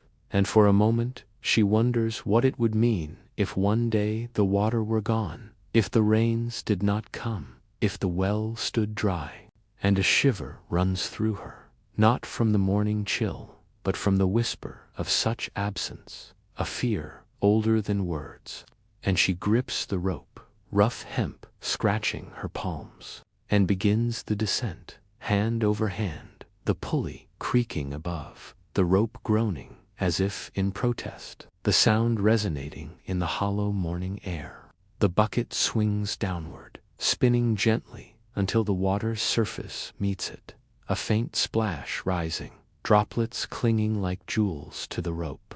And she waits, listening to the bucket fill, the quiet glug of water entering wood, the faint shiver of ripples spreading outward like circles of time. And then she begins the return, pulling hand over hand, her arms taut, the rhythm steady. She bends, she lifts, she breathes, the bucket creaks, the water shivers. She bends, she lifts, she breathes, the bucket creaks, the water shivers. Step and breath, forward and back. And in that repetition, she hears not just herself, but every morning of her life, every morning of her mother's life, every morning yet to come, the refrain of survival echoing across centuries. When at last the bucket rises above the lip of stone, gleaming, trembling with the weight of the unseen depths from which it came, she draws it close, careful not to spill, and for a moment pauses to watch the way the water quivers, catching the faint light of dawn, a mirror of sky. Contained in a wooden circle, clouds drifting upon its surface, stars fading within it. And she thinks of baptism of holy water, of the priest sprinkling drops upon bowed heads, and she knows that this water, though ordinary, though daily, is sacred, for it cleanses, it nourishes, it gives breath to animals and humans alike. It feeds the fire when poured into boiling pots. It seeps into bread when dough is mixed. It is the invisible thread tying life together. And she feels its chill against her fingers, icy, biting, almost cruel in its honesty, and tastes a drop that splashes her lip, metallic, pure, a taste of earth itself. And she remembers being a child, pressing her mouth against the rim of the pail before her mother could scold her, savoring that first cold mouthful that seemed sharper than air, cleaner than rain. And she lifts the bucket again, arms straining with its weight, and begins the walk back, step by step, breath by breath, forward and back, the water sloshing softly, a rhythm within her rhythm. And behind her, she hears the shuffle of small feet, her child, still half dreaming, blanket clutched around narrow shoulders, trailing her as she once trailed her own mother, eyes wide with awe at the mystery of water rising from darkness. And she smiles faintly, though her body aches, for she knows this is how memory roots itself, not in grand moments, but in these small dawn rituals, repeated endlessly, handed down like the bucket itself, like the rope, like the path worn into the soil. And when she reaches the hut again, the smell of smoke greets her, embers stirring to flame, animals beginning to call, goats bleating, chickens scratching, pigs grunting, each voice a hunger awaiting answer. And she sets the bucket down beside the hearth, drops of water darkening the packed earth floor, and the sound of it, soft, steady, dripping, becomes its own kind of prayer, a reminder that from the womb of the earth to the lips of the family, the cycle has turned again, and with it, the day has truly begun. In the beginning there was fire, but it was not a fire that stayed awake and watched the sunrise. It went to sleep at dusk and dreamed of slumber, dreaming itself back into coal. And the woman knew that the fire had to be woken up, coaxed like a drowsy animal from its burrow, persuaded with breath and patience to remember its own nature. So the mother kneels again at the hearth, the clay floor cool under her knees, the ash soft and fine as sifted flour beneath her fingertips. And she begins the slow ceremony that she learned as a child by watching her own mother's hands move through the same sequence. Breath to ember, ember to flame, flame to heat, and the heat to bread. First she draws aside the pale gray skin of last night's ash, a protective blanket that kept the embers sleeping but alive. And there, like small hidden eyes, the coals glow, their hearts faintly orange, their edges blackened. And with the gentlest touch, she nudges them together, coaxing closeness into strength, then lays a twist of straw into the cradle of their warmth, listening to the tiny hiss as the straw remembers summer and gives it back as smoke. And she bends low, one hand sheltering the curl of tinder from the draft at the door, the other steadying her body as her breath finds the ember's pulse. She breathes in, she breathes out, she breathes in, she breathes out, a steady bellows, unhurried, and each exhale is like a blessing cast upon the waiting glow, and the glow brightens, reddens, a thread of fire crawling outward, finding the edges of straw, and then a lick of flame appears, small, trembling, as if shy of the day, and she feeds it a thin sliver of wood shaved from a larger log, the sliver catching quickly, the flame climbing it like a child climbing a parent's knee. Then she adds another and another, always small at first. The fire taught again how to stand before it is asked to walk, and all the while smoke rises in pale ribbons, braiding itself around the darkened beams, threading the air with a smell that is both sharp and sweet, part memory, part promise. And as the flame steadies, she places a thicker stick, then a second, crossing them carefully so air can move, for fire is a thing that needs to breathe as much as any creature, and when it catches, when the crackle becomes a voice, when the warmth unfurls from the hearth to touch her face, she leans back and feels a relief that is not dramatic but deep, the relief of alignment, heat where there was chill, light where there was shadow, purpose where there was pause. And in that simple triumph, there is also symbolism, half unconscious but felt. This is the sun brought down into the house, the day's heart quickened indoors, a small star kept in a clay mouth, and her hands, blackened slightly now with ash, are the priests of this homely altar, while the embers reddening is the liturgy of persistence, the dailiness of salvation by warmth. She turns then to the bread, not as a second task, but as the inevitable consequence of the first. For the two belong together, no bread without fire, no sense to flame without the promise of food. And from a small chest she brings the sack of flour, coarse, dark, speckled with husk, perhaps a Maslin blend of wheat and rye, the grain from fields her family has bent over since harvest, and she measures not by weight but by feel, a palm scoop, a practiced pour, a sense passed through muscle memory more accurately than numbers could manage. Into the wooden bowl the flour falls like dry snow, and over it she dribbles a little salt, precious, measured carefully, not only for taste but for the old belief that salt holds back spoilage and invites purity. And then the water, the same cold, bright water drawn from the well moments ago, she pours slowly, not from heedlessness but from respect. And with the first touch of water to flour, there is a miraculous transformation that always feels both ordinary and sacred.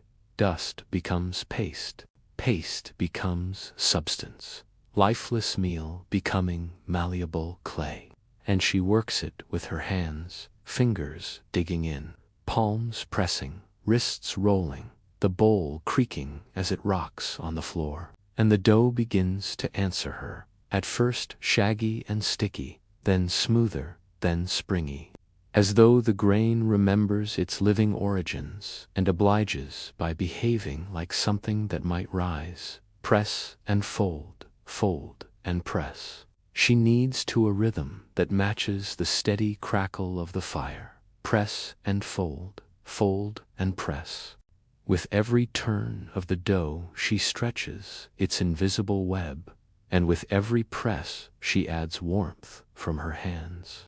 Warmth that seems to carry intention, care, even hope. And she thinks perhaps of the leavening she saved, a lump from yesterday's batch, or a ladle of barms skimmed from the brewer's vat if luck has been kind, or the sour leaven sleeping in a cloth, living on the window sill in summer and by the hearth in winter. And she pinches off a morsel of that living memory and crumbles it into the dough, and with that gesture she marries today to yesterday, a continuity of bread that might outlast famine if tended, a line of fermentation as much a lineage as kin, the yeast a kind of invisible livestock, bred and fed and kept alive, and in it a story.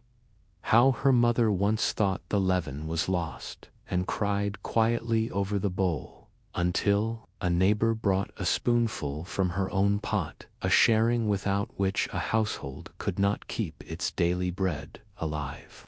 The bread itself will not be extravagant, perhaps not a lofty loaf for today which would ask for more flour and time and heat than this morning allows, but flat cakes, bannocks, or ash cakes baked on a warmed stone or on the iron griddle set over the embers, quick and sturdy, sustaining and honest. And so she divides the dough into rounds and pats them, thumbprints marking their centers, a small signature of care, and sets the griddle to heat, listening to the faint hiss when a droplet of water dances briefly upon its surface.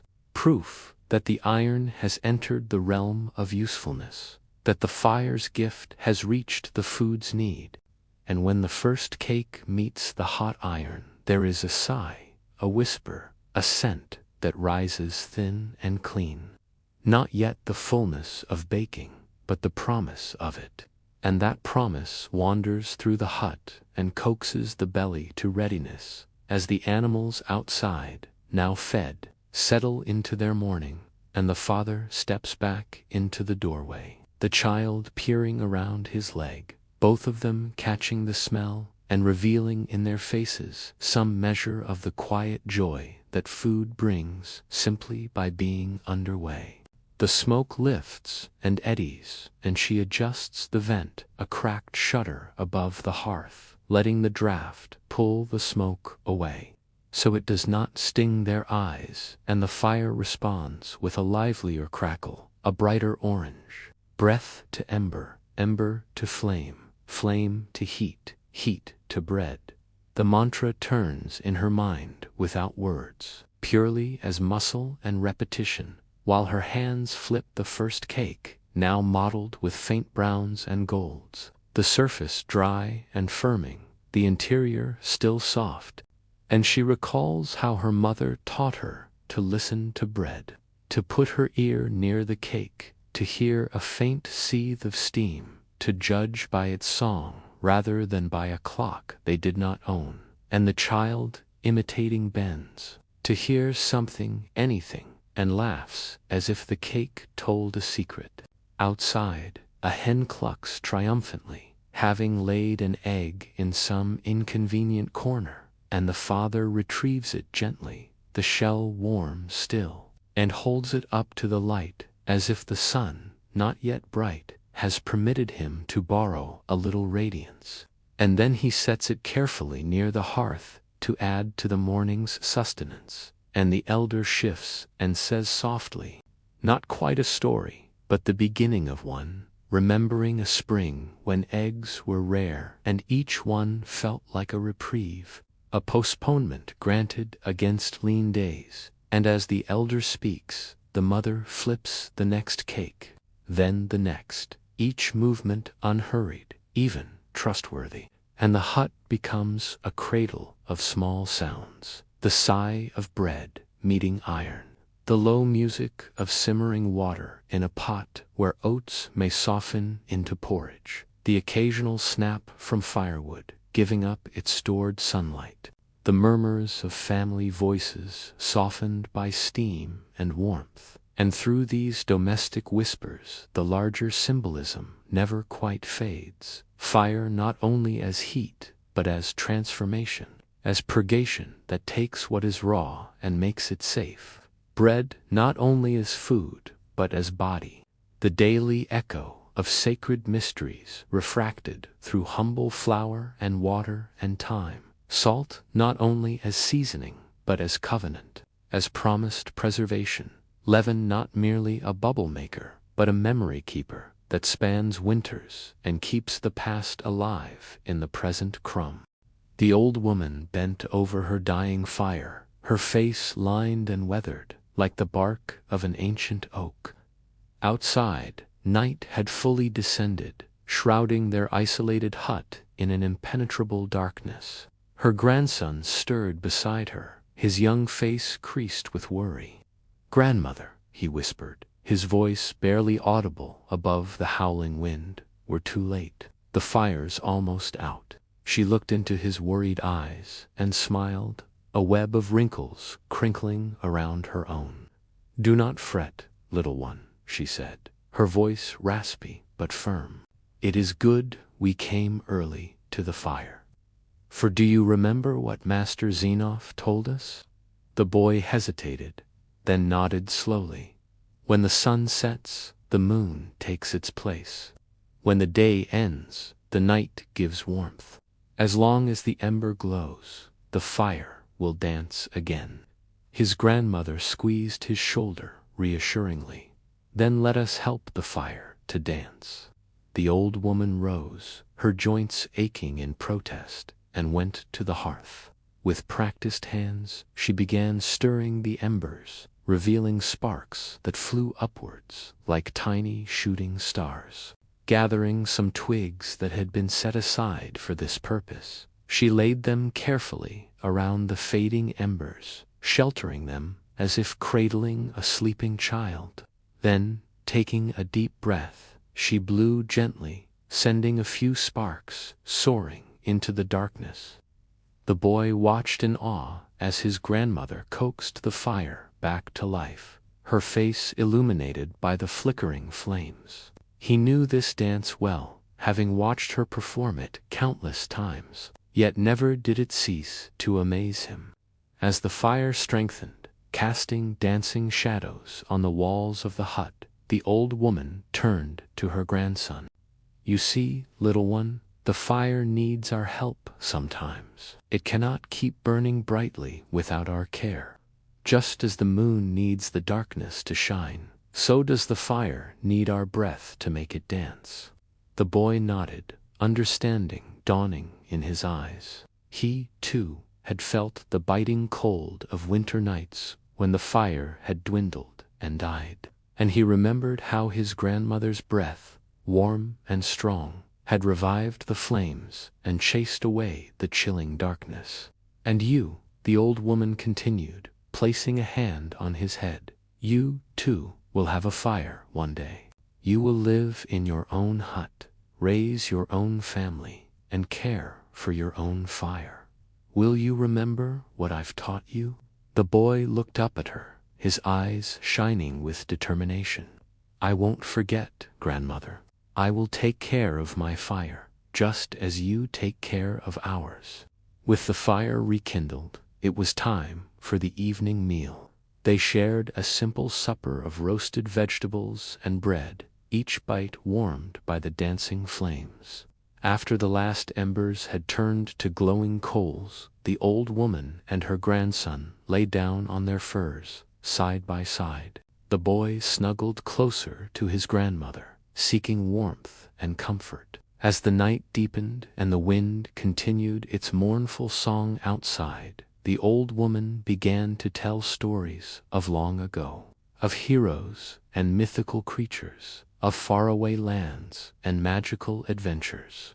Her voice, like the fire, chased away the darkness and the cold, leaving only wonder and delight in its wake. In the heart of the forest, a lone wolf raised its head, ears pricked, listening intently to the sounds of human habitation. It sniffed the air, catching the scent of wood smoke and roasting meat. Hunger gnawed at its belly, urging it closer to the inviting light and warmth of the hut. It crept through the trees, moving silently and unseen, until it was close enough to hear the voices of the humans inside. Then, unable to resist the allure of warmth and the promise of an easy meal, the wolf broke into a run, racing across the clearing towards the hut. The old woman and her grandson slept soundly, oblivious to the danger lurking just outside their hut. Suddenly, the door burst open, and the wolf, its eyes gleaming in the firelight, entered the hut. The old woman awoke with a start, her heart pounding in her chest. The sight of the wolf, with its snarling teeth and flashing claws, sent a jolt of fear through her. But before she could react, the wolf sprang towards her grandson, who whimpered in his sleep, expecting only to find a small, frightened child. But as she shielded her grandson with her own body, ready to sacrifice herself for his safety, the wolf stopped in its tracks. The beast stared at the old woman, its eyes losing some of their wildness. It whined softly, stepping back from the huddled figures on the ground. The old woman, her heart still racing, cautiously reached out a hand towards the wolf. "Come closer," she whispered, her voice shaking slightly. "Do not be afraid." Slowly, As if drawn by an invisible force, the wolf approached, its tail tucked between its legs. It sniffed the old woman's hand before nudging it gently with its head. The old woman stroked the wolf's fur, feeling its muscles tense and relaxed beneath her touch. And in that moment, something extraordinary happened. The wolf, with a low growl, shifted and transformed before their eyes. Its fur receded, revealing a humanoid form clad in a cloak of shimmering moonlight. The creature stood tall, its eyes glowing with an ethereal light. Before the old woman and her grandson stood a majestic moon-caller, a being of legend, said to dwell in the deepest parts of the forest. The moon-caller regarded them for a moment, its expression unreadable. "You have shown kindness and courage," it said, its voice echoing with power, "and I am here because of it. I sensed the warmth of your fire and the purity of your hearts from afar, and I was drawn to you." The old woman, still clutching her grandson's hand, looked up at the moon-caller, her eyes filled with wonder. "We only wanted to help," she murmured. The moon-caller nodded, understanding. "I know, and for that I am eternally grateful. Though I am a creature of the night, I do not shun the warmth of friendship and compassion. You have shown me that even in the darkest of nights, the light of kindness can shine through." The moon-caller paused, its gaze turning distant. "But why have you called me here?" the old woman asked softly. The moon-caller turned back to them, its eyes filled with a strange urgency. "I bring you a warning. A shadow is spreading across the land, bringing cold and darkness wherever it goes. It seeks to extinguish all fires and snuff out all lights. It is the work of the shadow blight, an ancient evil that stirs once more." The old woman gasped, her grip tightening on her grandson's hand. "What can we do?" she whispered, her voice trembling. The moon-caller shook its head sadly.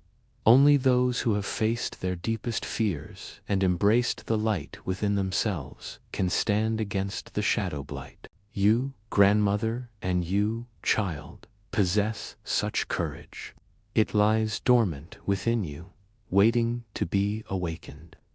The moon-caller stepped closer, its voice echoing with power. "When the fire fades and the shadows grow long, seek the heart of the ancient oak, where courage and hope entwine.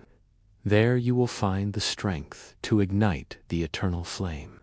With that, the moon-caller vanished, leaving the old woman and her grandson bathed in the silvery glow of moonlight.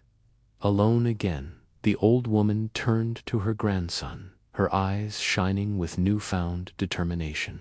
"Get up, little one," she whispered urgently. "We have a journey to begin." The boy, still a bit drowsy, looked up at his grandmother, confusion clouding his eyes. "But it's the middle of the night," he mumbled, rubbing sleep from his eyes. The old woman placed a finger on his lips, silencing him. "We do not have much time," she said, her voice hushed but firm. "There is an oak tree deep in the whispering woods, an ancient tree that holds great power. We must find it before the shadow blight envelops these lands in darkness." With renewed determination, the old woman and her grandson left the safety of their hut and ventured into the dark forest. Guided by the silvery light of the moon, they moved deeper and deeper into the woods. The old woman's steps sure and steady despite the encroaching darkness. The wind whispered through the trees, carrying with it the scent of damp earth and decaying leaves. The silence of the forest was broken only by the sound of their footsteps on the forest floor. As the night wore on, the old woman and her grandson came across a clearing bathed in moonlight. In the center stood an ancient oak, its branches gnarled and twisted, reaching towards the sky like supplicating hands. This must be the ancient oak spoken of by the moon caller, thought the old woman, her heart pounding with a mix of excitement and fear. They approached the oak, its massive trunk seeming to pulsate with a faint inner light. The old woman placed her hand on the rough bark, feeling a surge of energy course through her. Drawing her grandson closer, she whispered, "This is the moment we've been preparing for. Remember the story of the first light. Only courage can dispel darkness." The boy nodded, his eyes wide with a mixture of fear and determination. Taking a deep breath, the old woman placed her other hand on her grandson's shoulder and closed her eyes, focusing on the warmth of his small body beside her. She could feel the tremor of his heartbeat against her palm, a steady rhythm echoing the pulse of the ancient oak. And then there are the animals, stirring with hunger, goats bleating, pigs snuffling in their pen, chickens pecking at the packed earth with tiny claws that mark time like the ticking of a cosmic clock. To scatter feed is to scatter life. And the father who reaches for hay, whose hands itch with straw, whose body is stiff with labor, but bends nonetheless to cast food before the creatures, is himself performing an ancient rite, for to feed them is to affirm their bond, the shared dependence of man and beast. There's something profound about watching peasants wake up in the morning. You almost want to slip inside their rough-hewn cottages, pull back their shutters, and witness the birth of a day. And when you do, you find they are not just waking themselves up, they are also waking up the world.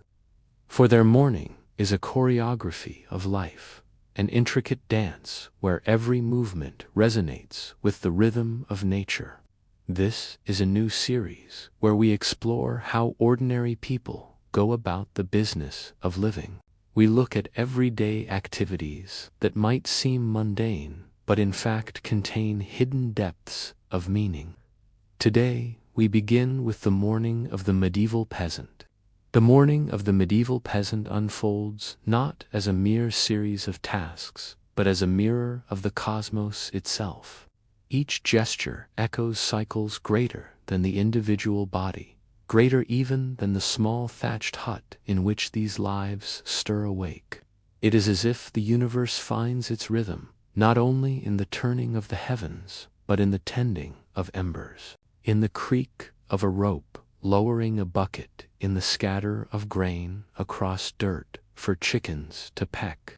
And so when we speak of water, of animals, of fire and bread, we are not merely describing subsistence, but rehearsing the mysteries that bind life to eternity. And so it is fitting to linger, to expand, to breathe in these moments, as if they are prayers, because they are, each one, a form of prayer in motion, humble though they may appear. The well, when approached in the blue mist of dawn, is not simply a hole cut deep into the earth, lined with stone and dark with moisture, but a womb that has never ceased giving its cold water, rising from unseen caverns like memory itself.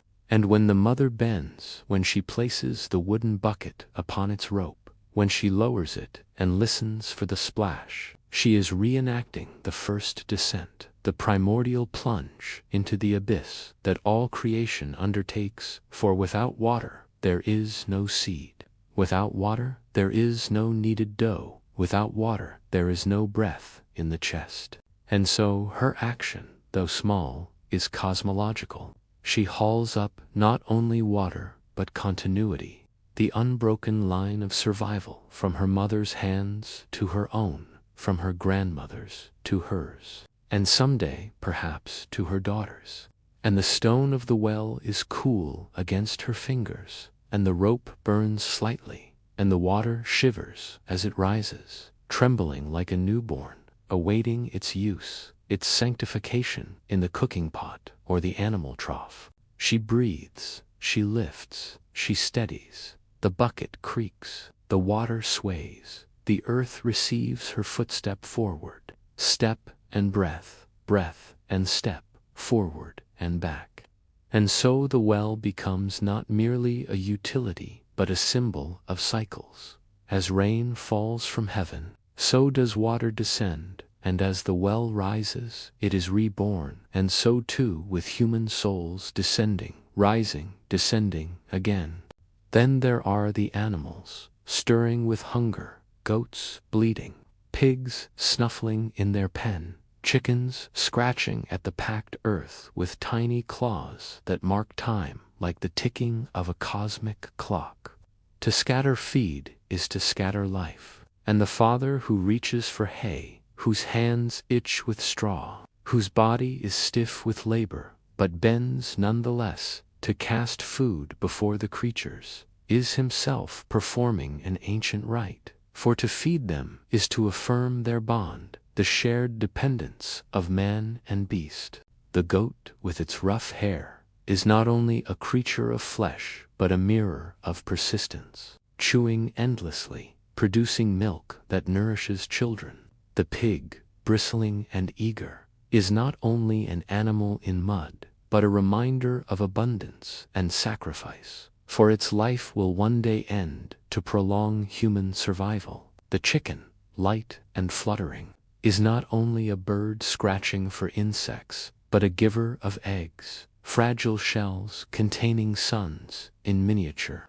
Each sound in the yard is a litany, a chant, bleat, grunt, cluck, scratch, flutter, repeat, forward and scatter, scratch and peck, breath and bleat, hunger and answer. The animals depend upon the humans, as the humans depend upon the animals, and in this exchange lies a deeper theology of care. Stewardship, not as dominion, but as mutual survival. The elder remembers animals long past, their names called into the dusk, their absence felt in famine years when silence hung heavy over the pens. The child now names the goat with delight, giving it not only a word, but a place in memory, and in this way, the cycle of naming, of tending, of losing, of beginning again, continues as unbroken as the dawn itself. Fire, next.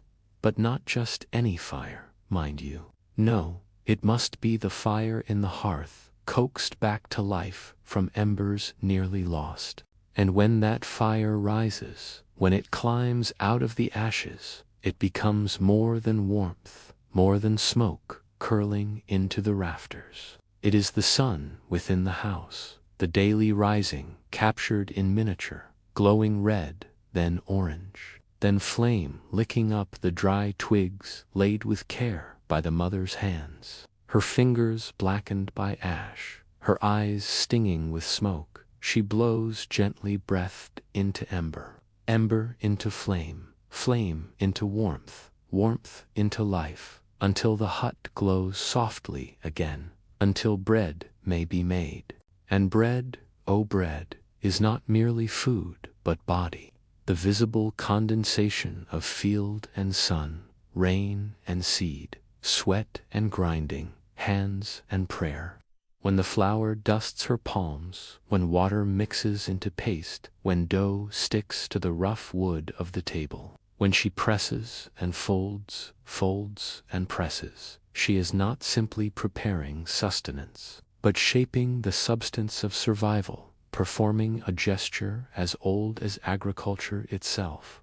Her mother once showed her how to knead her grandmother, once warned her of the years when famine left them with husks instead of flour, and now she passes on this knowledge to the daughter who watches, who mimics, who places small hands atop larger hands, and learns the rhythm of folding.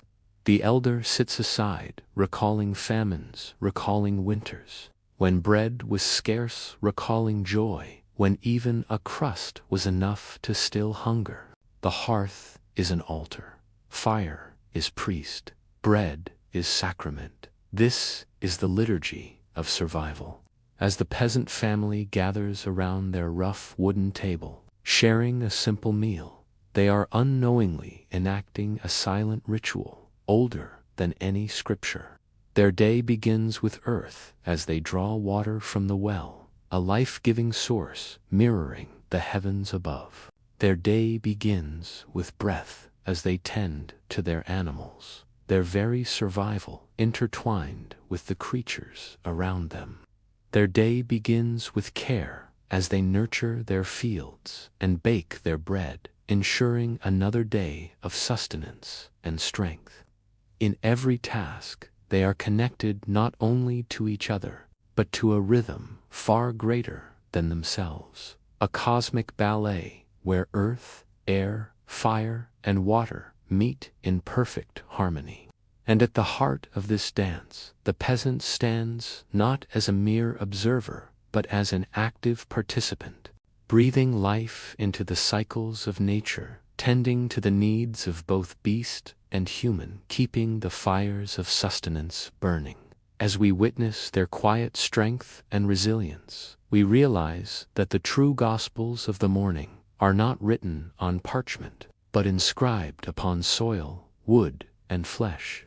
It is a testament to the beauty of simplicity, the power of tradition, and the profound interconnectedness of life. It's a reminder that within the mundane routines of daily existence, there exists a deeper truth, a sacred rhythm that echoes the very essence of the cosmos. It's a beautiful day in the neighborhood. Thank you for watching. See you tomorrow.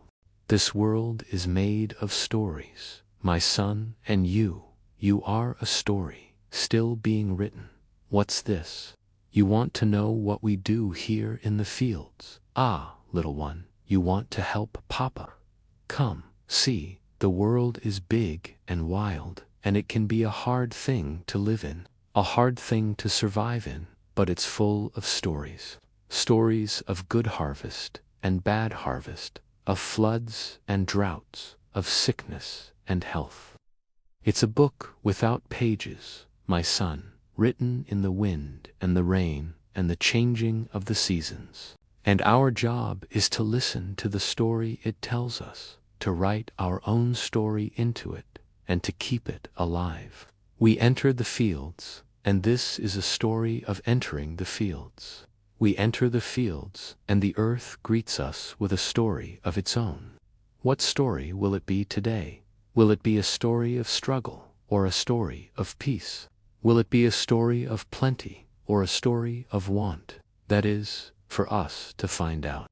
The oxen, they strain at the bit, eager to begin the story. You feel it in their loins, don't you, the power? They paw the ground and snort, and shake their heads like old men shaking off sleep. And in their snorts, I hear the story of the plowing. See, the earth, it gets hard and stubborn and tired and needs rest sometimes. The story the earth tells us today is a story of tiredness. The earth is tired.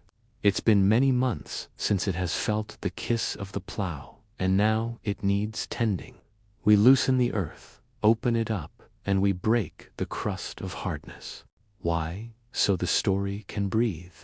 Do you see, my son, how the earth cracks and crumbles beneath the plow?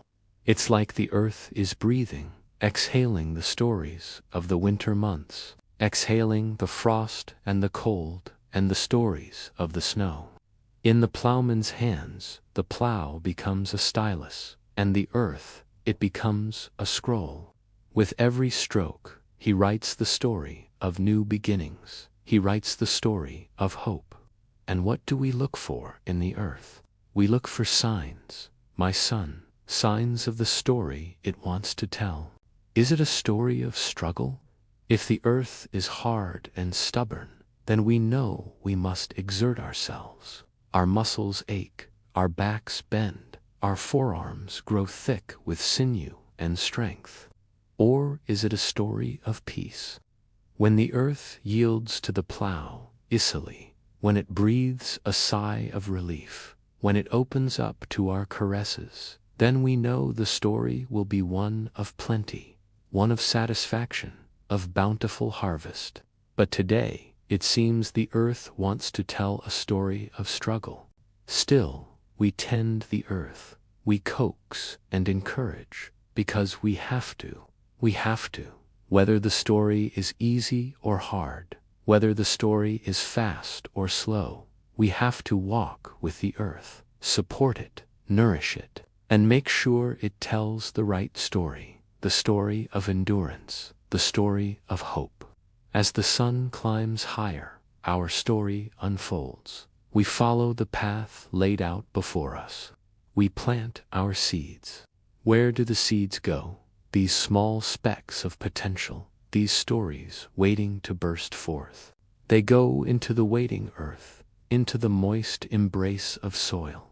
They burrow deep and take root. What story will they tell when they rise again? You want to know what we do here in the fields? My son, we plant the future.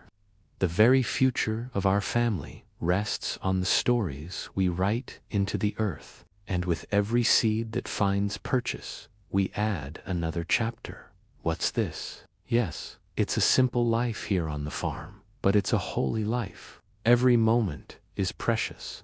From the first light till the last star, we are attuned to the rhythms of the earth, the cycles of growth and decay. This is the law of our existence, as immutable as the sky, as eternal as the sun and moon. Every sunset is a story, every sunrise a response. What's this? Ah, you want to know what our story is. The story of those who walk the fields. Our story is one of listening, of learning, of living in harmony with the earth, letting its wisdom shape our days, letting its cycles guide our lives. We are storytellers, story keepers, and story weavers. Every grain of soil tells a tale of years gone by, whispers of harvests gathered, dreams sown in hopeful silence. Each furrow holds memories of sun and rain, of hands that once tilled this very ground. The earth speaks a language older than words, a language of textures, aromas, and murmurs, and we, the children of the soil, learn to understand its tongue.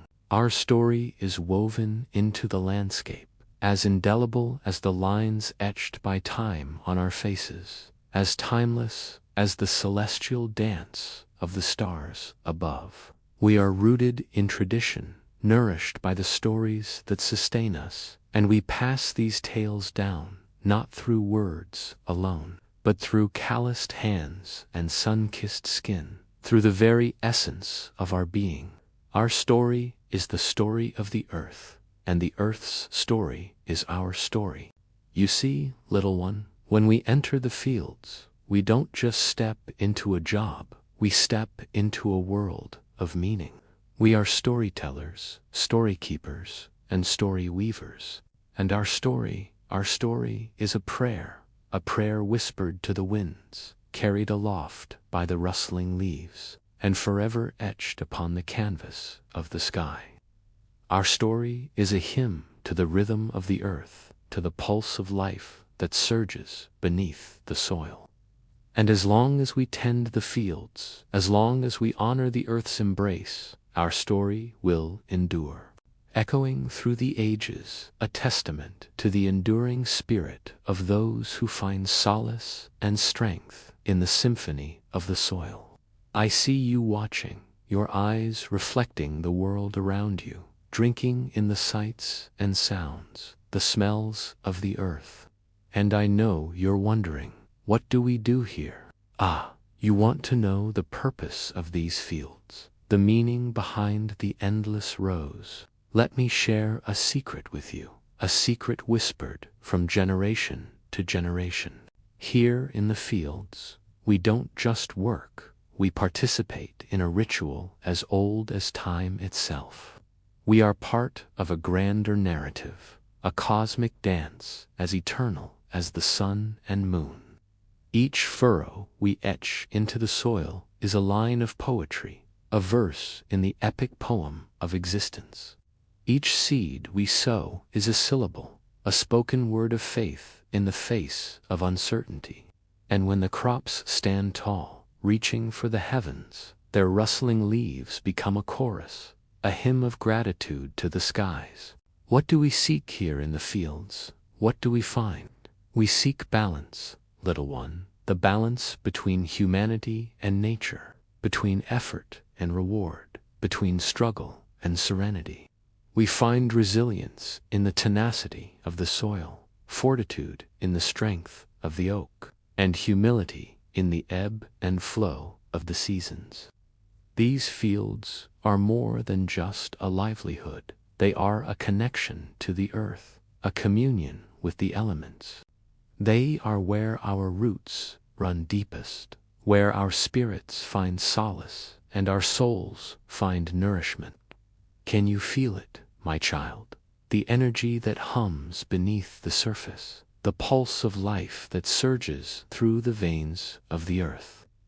Here, in this realm of emerald hues and sapphire skies, we learn the language of the wild, the whispers of the wind, the secrets of the soil, and the timeless tales spun by the turning seasons. The fields are our sanctuary, our refuge from the chaos of the world, where we find solace in the steady rhythm of nature's embrace. When the sun paints the horizon in hues of gold and crimson, and the gentle breeze weaves through the ripening grain, we know that our story is not just about survival, it's about thriving. It's about nurturing the seeds of hope, tending to the garden of our dreams, and embracing the tapestry of life with open arms. For here, in this symphony of colors, sounds, and textures, we discover the beauty that surrounds us. We celebrate the bounty of the earth, and we cherish the moments that make our spirits soar. These fields are more than just a part of our livelihood. They are a reflection of our souls, a testament to our unwavering spirit, and a source of endless wonder. It is so small it can rest unnoticed in the crease of a palm, a unit of agriculture, nothing more, or so it would seem. But in the life of the field, that seed becomes also a unit of faith. It is a quiet theology pressed into the soil with trembling hands, because the act of casting seed is at once a surrender and a defiance. It is an act that admits hunger and hopes beyond it, because each grain is double-edged. It could have been consumed, filling the stomach for a single moment of relief, its starch dissolving on the tongue, its body giving warmth for the space of a few hours, and yet it is withheld from the mouth, deliberately starved away from immediacy, and instead entrusted to the darkness of the earth, to the waiting silence where death and transformation intermingle. And in this hesitation, this gamble, lies the ritual core of all sowing. For when the hand opens above furrowed soil, it is not merely scattering food, it is scattering prayer. It is a liturgy written in dust, a Eucharist without altar, but with furrow, without chalice, but with clay. Because what else is the casting of seed but the reenactment of sacrifice, of giving up what could save today in order to hope for tomorrow, a tomorrow that might never come, a tomorrow that depends upon rain that might not fall, upon worms that might not devour, upon birds that might not descend in greedy swarms, upon seasons that might not shift as promised, and yet the farmer casts always casting, because to live is to trust the unseen, to risk the future against the hunger of the present. And so the metaphor deepens. For every grain sliding from the palm into the furrow is both a denial of present appetite and an invocation of abundance yet unseen. Every seed a miniature sermon preached to earthworms and stones and clouds alike. Every seed a candle snuffed out in hope of a greater flame. Every seed a body lowered into the grave in hope of resurrection. And if we pause here and linger long in this imagery, we see how the soil itself becomes a scripture, its pages turned by the plow, its margins written in root, scattering not words, but living kernels, each one a communion not yet tasted, and the body of the family waiting behind him hungry, silent, wide-eyed, becomes the congregation. Their future suspended in the arc of the casting hand, their survival tied to the mystery of whether these buried morsels will rise again.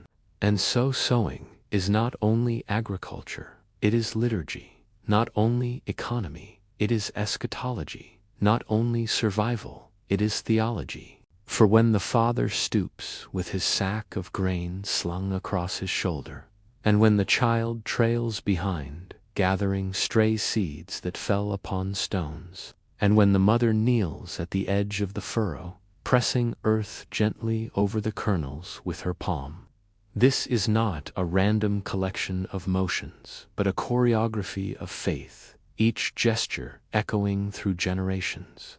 For the same motion was made by ancestors long gone, their bones now mingled with the soil that receives today's seed, and the same motion will be repeated by children not yet born. For every act of sowing stretches across time, connecting hunger past with hunger future, so that in this one gesture, this opening of the hand, this letting fall of grain, the entire human story is inscribed.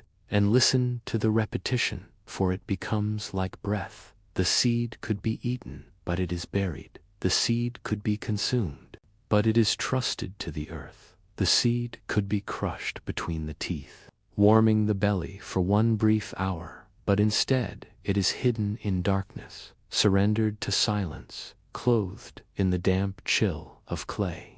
And this refrain becomes a heartbeat, a mantra for the farmer's body as he moves down the row. Step and scatter, scatter and step, and in this rhythm, sweat begins to fall from his brow, dripping into the furrows as libation, as offering, mixing with soil in a second kind of sowing, the sowing of self, the pouring out of body into land, until the distinction between seed and sewer blurs, until it seems that the farmer himself is being buried in the field, folded into its dark memory, just as the seed is, just as ancestors were. And from this burial will come bread, bread that will be broken around the hearth, bread that will be lifted in thanksgiving, bread that is the visible body of invisible trust, bread that is both the child's smile and the elder's survival. And so the seed is more than grain.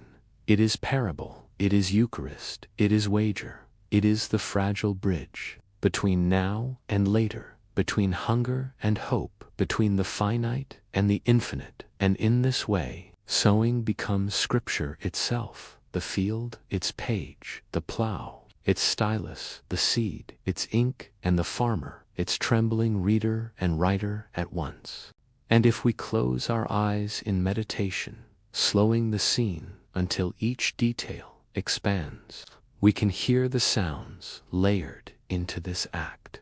The creak of leather straps as the sack shifts on the shoulder, the hollow hiss of seed spilling into furrow, the rustle of birds alighting on fence posts, the whisper of soil folding closed again, the distant crack of oxen's hooves against stones, the softer rhythm of the child's bare feet pattering behind, the muted prayers of the mother, spoken not in words, but in movements of her hands smoothing the earth as though tucking in a child, as though putting the seed to bed, and above it all the wind moves, like memory itself, like the memory of rain before it falls, and the sky hovers, overhead pale and vast, both watching and withholding, as though testing the courage of those who sow beneath it. For the field does not promise, the earth does not guarantee,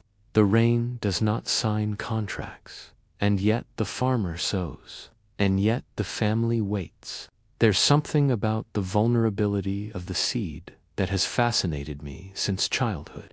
When I was very young, My dad used to take me out into the fields to show me how to cast seed by hand, one handful at a time. He'd let me do the first few rows of his demonstration plot.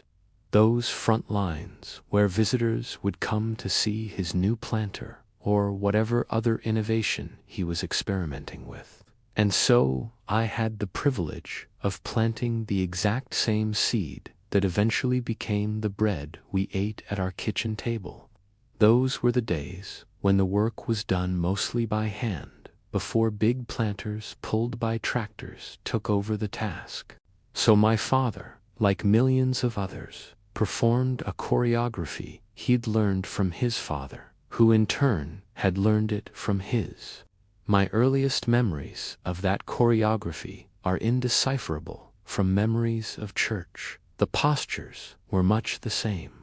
We stood in a line, facing forward, heads bent, eyes focused on the task. There were plows to guide, rows to align, hands to open and close. There were prayers to speak, verses to recite, syllables to chant. It was a liturgy written in dirt and seed, in sweat and sun and wind. I remember the feel of soil on my palms, the smell of it under my nails. I remember the quiet rustle of kernels spilling one by one from my cupped hands. I remember the precise weight of each handful, the delicate balance between too heavy and too light. I remember the gentle give of earth yielding to touch, the firmness of soil well watered, the occasional stone that resisted, the stubborn clod that refused to part. I remember, too, the expectant hush of everyone waiting, patient and still, while the seed touched the earth, while the furrow closed over it, while the mystery of change began. In my father's demonstrations, there were always a few rows left for us to plant by hand. It was a small thing, really, a symbolic gesture, a reminder of where the modern conveniences we were looking at had come from. But it was enough to hold my attention, to weave together past and future in the fabric of the present. The laboring body is both instrument and hymn, and when one begins to look closely, not merely at the sweat that beads upon the brow, but at the entire choreography of effort, it becomes impossible not to see how the very act of work in the fields is at once physical necessity and spiritual meditation. The ground itself dictating tempo and posture, demanding reverence through toil. Each bent back is not simply bending beneath the sun, but bowing, a posture reminiscent of prayer, a gesture older than language. For long before words were formed to explain piety or devotion, the body already knew how to express them through submission to the earth, through the lowering of the head, the opening of palms to soil, the repeated stoop and rise, as if genuflection were inscribed in muscle memory across generations. Sweat becomes a libation poured, unwillingly, yet inevitably, dripping down the spine, stinging eyes, soaking fabric, darkening the collar. Salty tears that are not from grief, but from the exertion of sustaining life. And if one thinks of libation in its most ancient sense of fluid offering to unseen forces, then surely sweat is the most honest and universal libation of all offered to the gods of fertility, to the sun that presses upon the neck, to the soil that receives every droplet as a mingling of body and earth. Blisters form upon palms, small eruptions of pain that nevertheless harden into calluses the skin, transforming through endurance. And in this metamorphosis, there is a metaphor for how the spirit is toughened through repeated contact with resistance, how faith itself is shaped by the constant friction of reality. The hands ache, the shoulders burn, the back strains, and yet there is a rhythm to it all, a cadence that, once entered into, becomes almost chant-like, and the body discovers that repetition is not mere drudgery, but mantra. That to draw the plow across the furrow is to inscribe a line upon the earth that mirrors the line of prayer beads passing through fingers. That the swing of a hoe can echo the beating of a drum. That the steady crunch of feet upon dust becomes percussion. That the breath deep, strained, ragged becomes chorus. And suddenly, what from outside appears to be only labor reveals itself to be a kind of liturgy enacted by muscle and bone.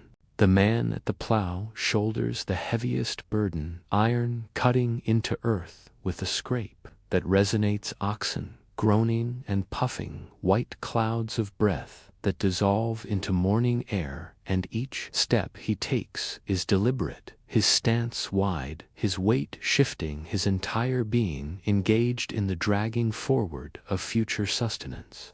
His effort, both visible and invisible, for what he tills is not only soil, but time itself, preparing months of hope compressed into each line he draws. Yet alongside him, the woman works with equal gravity, her tasks no less demanding, bending close to earth to weed, her fingers quick, plucking intrusions, creating space where fragile seedlings might live, her labor quieter, subtler, but no less sacramental, for hers is the work of protection, of discerning what must be pulled and what must be spared, of maintaining balance in the fragile equilibrium between growth and suffocation. And in her posture there is continuity, her stance echoing her mother's stance, and her mother's mother's.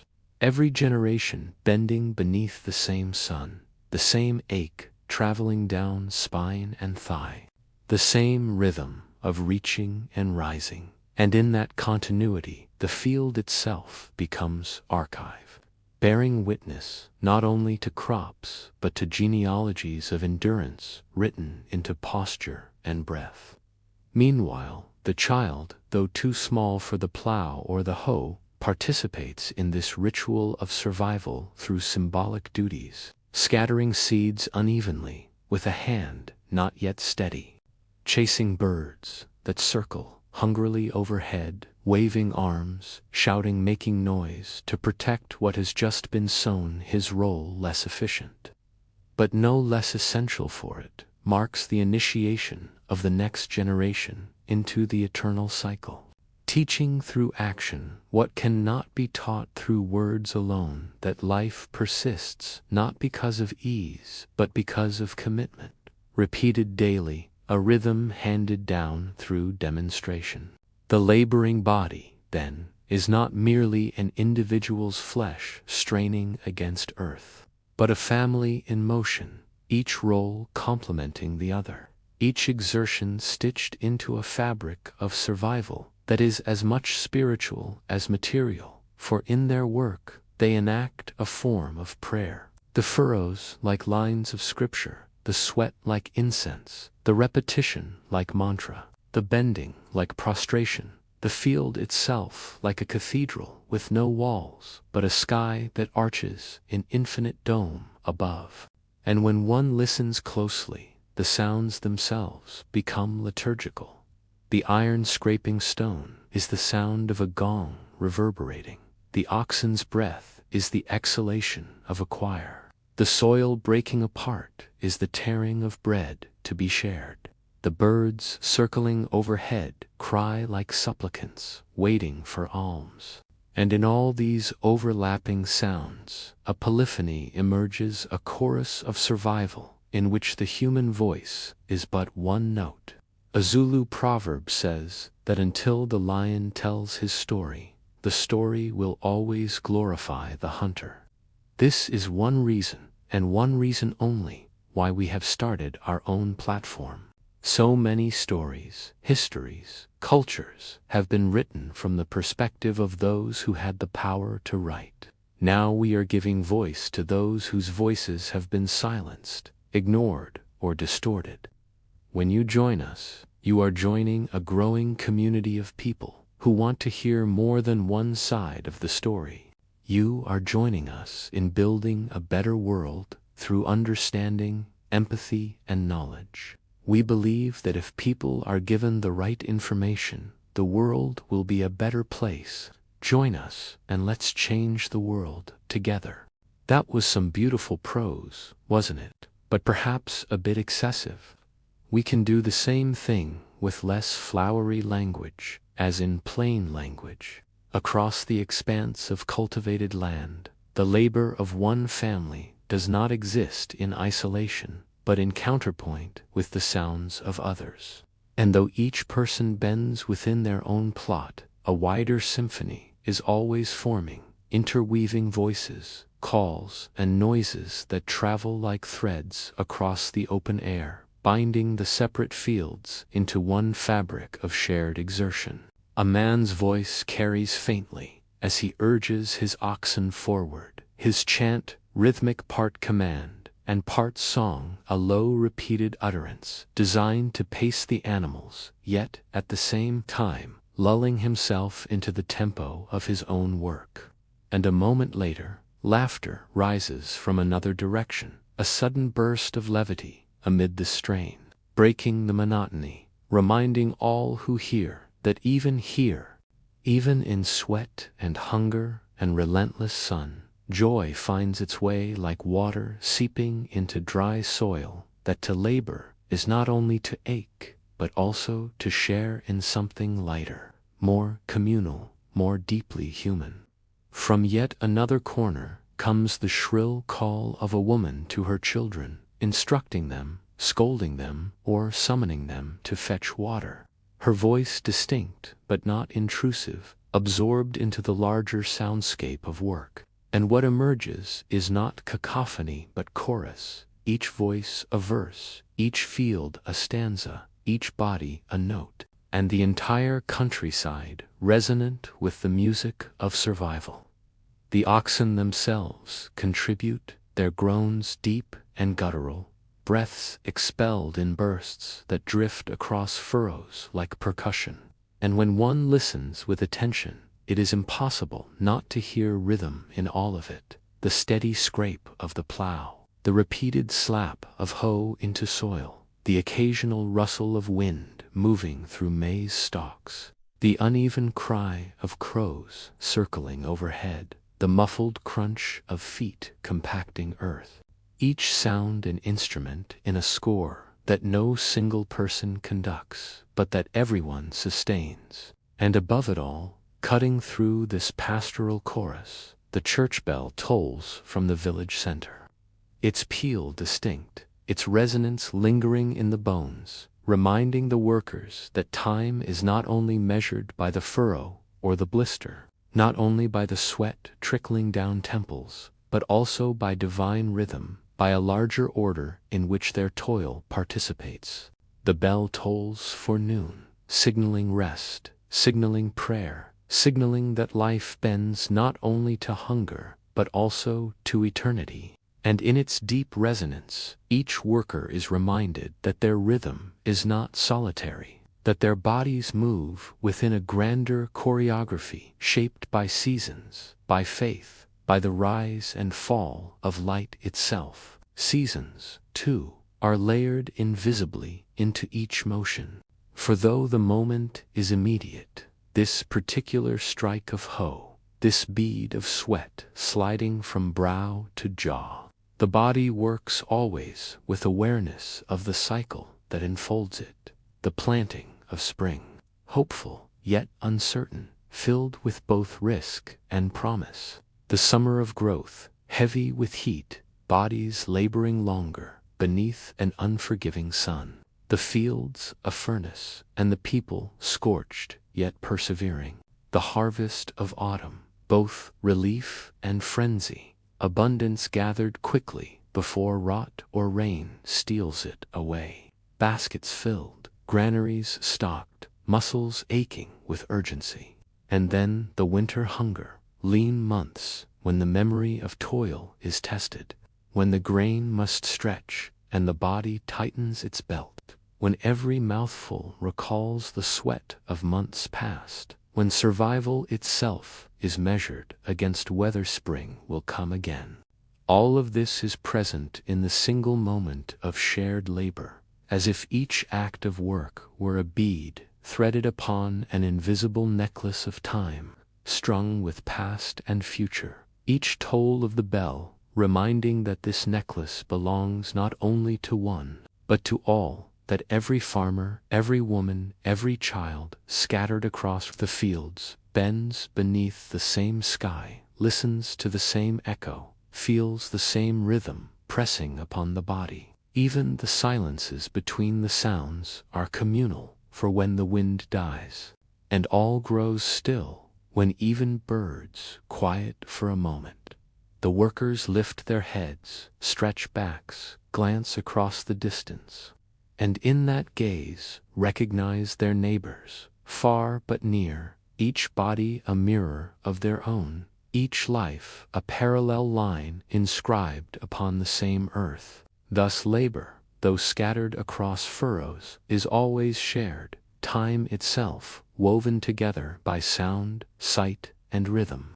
And the land becomes not many fields, but one vast communal field, tilled by many hands, but unified in the great cycle of need, endurance, and hope, all under the watch of the bell whose toll reminds them that toil is part of worship, that sweat is part of offering, that hunger and harvest alike belong to the sacred measure of time. What do you think? Isn't that a beautiful piece of writing? I don't know about you, but I feel completely transported to this world. You see this imagery and you hear the sounds. It's amazing. But I'll be honest with you, it's a bit rich for my liking. There's a little bit too much of this purple prose going on here. So let's try and tone it down a bit. How we're going to do this? We're going to take this magnificent passage and we're going to make it simpler, clearer, more concise. We use some of the tools of plain language so that this imagery resonates even more powerfully, because when we strip away the extra flourishes, the extra adjectives, the extra adverbs, what we have left is even stronger. Let's give it a go. Across the fields, the work of one family mingles with the sounds of others. Though each person toils in their own plot, a wider symphony surrounds them. A man chants softly to keep time with his oxen as he drives them forward. His voice is low, a repeated phrase that both urges the animals onward and lulls him into the rhythm of his work. Suddenly, laughter breaks out from somewhere nearby, a reminder that even here, amidst the sweat and the unrelenting sun, joy persists. From another direction comes the sharp call of a woman to her children. Her voice is clear, giving instructions, or perhaps complaints, as she works. All these sounds blend together, creating a chorus that weaves through the landscape. There's a unity in the varied tasks, a harmony in the different voices. It's a symphony of survival. The workers and their animals contribute their parts to this composition. The oxen low and snort, their breath rattling in their chests. Their sounds mingle with the scrape of plows, the slap of hoes, the wind rustling through stalks of maize, the cry of crows overhead, and the crunch of feet on the ground. It's a steady, continuous rhythm that fills the air. Above it all, the church bell tolls from the village. Its clear note cuts through the sounds of labor, reminding the workers that time marches on, unaffected by their toil. When the bell rings, it's time to rest, to pray. Life here isn't just about hunger and hardship, it's also about eternity. In the toll of the bell, the workers find a rhythm beyond their own. Seasons, too, are woven into the fabric of their days. They live in the endless cycle of planting and promise, growth and heat, harvest and hunger. Each day's work is linked to the past and future, to the hope for spring rains and the memory of last year's harvest. The bell reminds them of this cycle as well. In the shared work, the workers are linked together, their bodies moving in unison under the same sun. In the silences between the sounds, when even the wind falls still, they look up, stretching their tired muscles, and they see their neighbors, their lives reflected in each other's faces, their fates entwined in the vast landscape. And in that moment, the fields aren't divided, but become one. Work is shared, time is sacred, and life is a song that's sung in unison. I hope you enjoyed that exercise in drinking. Do give us some feedback in the comments below. What did you think of that? And while you're there, don't forget to subscribe. In the midday hush, when the bell tolls for respite, now stands directly above, a tyrant of heat pouring down with relentless weight. The family pauses, not only because their bodies demand reprieve, but because there is something sacral in the interruption of labor, as though the act of halting itself were a form of reverence. A recognition that man is not ox, that to plow endlessly without pause is to deny one's humanity, one's spirit. And so they gather beneath the shade of a lone tree, whose branches spread like arms outstretched in benediction, leaves trembling lightly with the faintest wind, offering coolness like a blessing. From the bundle carried at dawn emerges the bread baked earlier that morning, bread that even now holds within it the memory of fire. The hearth's glow, the woman's hands kneading flour and water into a pliant form the crackling wood consumed, so that grain might be minstered, transfigured into nourishment. And when the loaf is broken, crust splitting with a soft, familiar sound, it is as though time itself fractures, revealing in its interior the labor of many moments, the harvest of fields months before, the grinding of grain upon the stone, the carrying of sheaves, the storing in sacks, all of it present in each morsel. So that to eat is not merely to satisfy hunger, but to commune with the continuum of work, memory, and survival. The water too drawn at dawn, when the air was still and the surface of the well mirrored the morning sky, carries in it not only the cool refreshment needed for parched throats, but also the stillness of that earlier hour, as if by drinking now, at midday, they sip not only liquid but also the calm of sunrise, the quiet before the day's exertion began, so that each swallow is both relief and recollection. They sit together, father, mother, child, perhaps a grandparent nearby, forming a small circle on the grass where earth meets root, and for a brief span of time there is no plow, no hoe, no furrow demanding attention, only faces turned toward one another. Silence punctuated by the breaking of bread, the passing of water, the occasional murmur of thanks or gentle laughter, and in this intimacy something sacred arises, a communion that needs no altar, no priest, no incense, because the meal itself is sacrament, the bread, body, the water, spirit, and the shared silence prayer. The child, who earlier ran to chase away birds or scattered seed clumsily with hands too small for the task, now tears a piece of bread clumsily, too large, crumbs falling onto the soil, yet no one rebukes him. For even this clumsiness is participation, his hunger no less holy, his share no less vital, and the parents, weary yet tender, let him eat and smile faintly, for they recognize in him the future of their labor, the reason their bodies bend, the reason their sweat falls.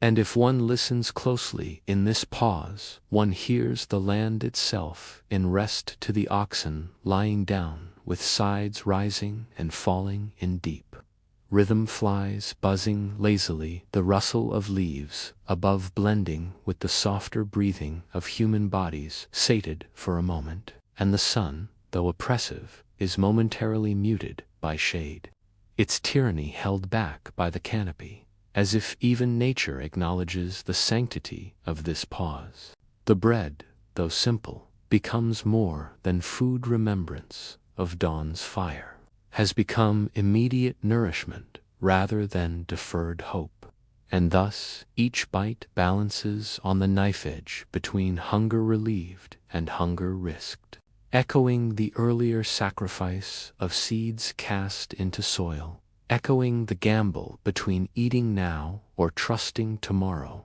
a gamble lived anew with every loaf. The water, too, is never mere water, but always layered with meaning, drawn by hand, carried with effort, cool against clay pot, condensation forming as it meets the heat.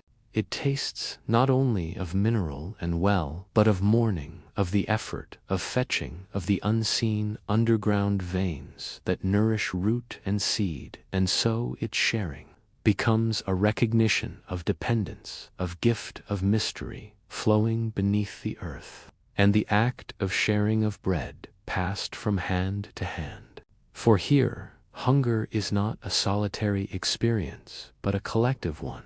Thirst, not an individual affliction, but something quenched together, and the silence between them speaks louder than speech, articulating what no language can fully hold, that they are bound not only by kinship of blood, but also by the shared necessity of bread and water, of work and rest, of survival itself.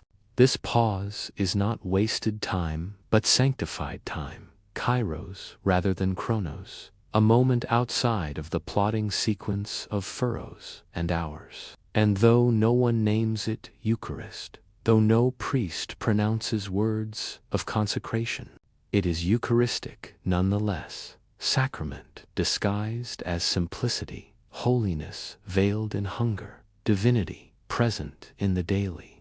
And when the bread is gone, when the last sip of water is taken, and the clay vessel lies empty, when they lean back against the tree trunk, or stretch their weary legs on the earth, the silence that follows is filled not with absence, but with fullness, the fullness of having received what was needed, the fullness of presence with one another, the fullness of knowing that even toil can be punctuated with grace, that even the harshest sun yields to shade, that even the endless rhythm of labor allows for a pause that is not escape, but deep participation in life's sacred order. And soon enough they will rise again, return to plow and hoe and seed, their bodies resuming the rhythm of work. But this moment will linger in them like an aftertaste, like the sweetness of water still cool in the mouth, like the warmth of bread in the stomach, like the peace of silence in the heart, and it will sustain them in ways unseen, reminding them that labor and rest, hunger and bread, thirst and water, body and spirit are never truly separate, but always intertwined, always layered, always moving in rhythm, like the tolling bell, like the circling seasons, like the ceaseless beating of the human heart beneath sun and sky. From the series The Longing for Home, an exploration of the profound beauty found in everyday moments through the eyes of those who live deeply connected to the rhythms of nature. If you enjoyed this piece, please consider joining us in our mission to bring more contemplative fiction into the world. This stone will become a matete, but we don't encounter it first as a tool. No, it is first encountered as a mass, a body of the earth slumbering in the ribs of the mountain. To speak of its origin is to speak of a fracture that is at the same time a birth for an order for stone to enter. Human hands, it must be broken from its wholeness, severed from the vast continuity of rock that stretches beyond horizons. The river has worn away the outer face of the cliff, exposing veins of softer stone. This is a place where the mountain bleeds. It yields not willingly, nor does it yield angrily. It simply yields. And the man who strikes his wedge with a hammer understands well that this yielding is a condition of its being. He leans back against the rock face and watches as dust runs down the ledge, carried by the wind into the river and out to sea. In the Zapotec language, the stone is called Yag.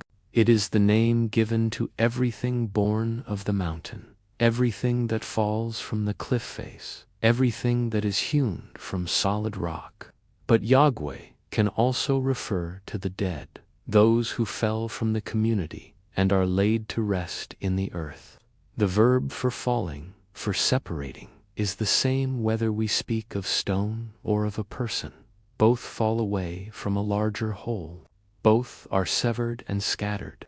Both come loose from what was once a greater stability. But this fracture is not destruction, for in the falling away there is also a promise, a transformation of raw and untouchable permanence into a form capable of entering the circle of life, labor, and prayer.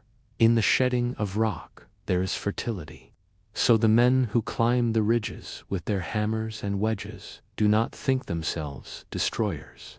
They are midwives, splitting stone with blows that echo like heartbeats against the cliffs. Sending shivers through the mountain, the irons strike, releasing both dust and destiny. And even in that first separation, there is already a kind of consecration. For the earth, long holding its stone in silence, yields reluctantly, but not resentfully, as though it knows this splintering is part of the cycle by which its own body will be returned again and again, through human breath and hunger, into the fields it sustains. When the block is freed, jagged and unwieldy, there is no beauty in it yet, only weight, roughness, edges sharp as bone. There is nothing aesthetic about this rough-hewn fragment of rock. Its value lies in its utility, its capacity to be shaped, to become something more than itself. The men who free it from the cliff face leave it where it lies and return to the village.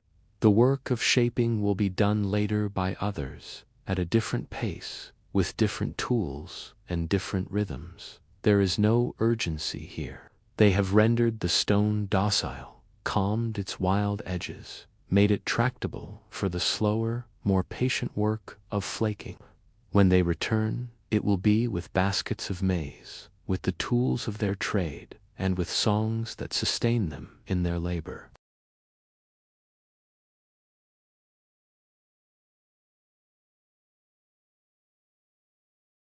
As the smoke curls toward the sky, it carries with it the scent of copal, the resin burned to purify and consecrate. As the meal is shared, they will tell stories, jokes, memories, anything to keep the tedium of work at bay. Each flake removed is a syllable in a prayer. Each angle adjusted is a note sounded in an ancient song. Their movements are guided by instinct and experience, by feel rather than by sight.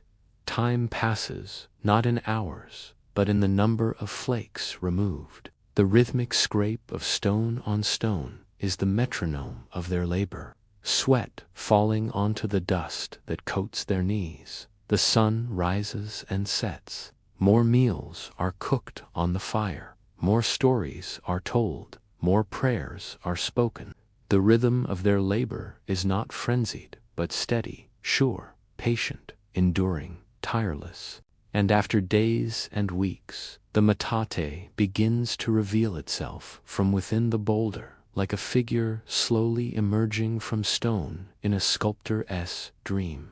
But this is no ornament, no idol to be displayed, but an axis of survival, a thing that will sit in the dim heart of a home, transforming kernels into sustenance.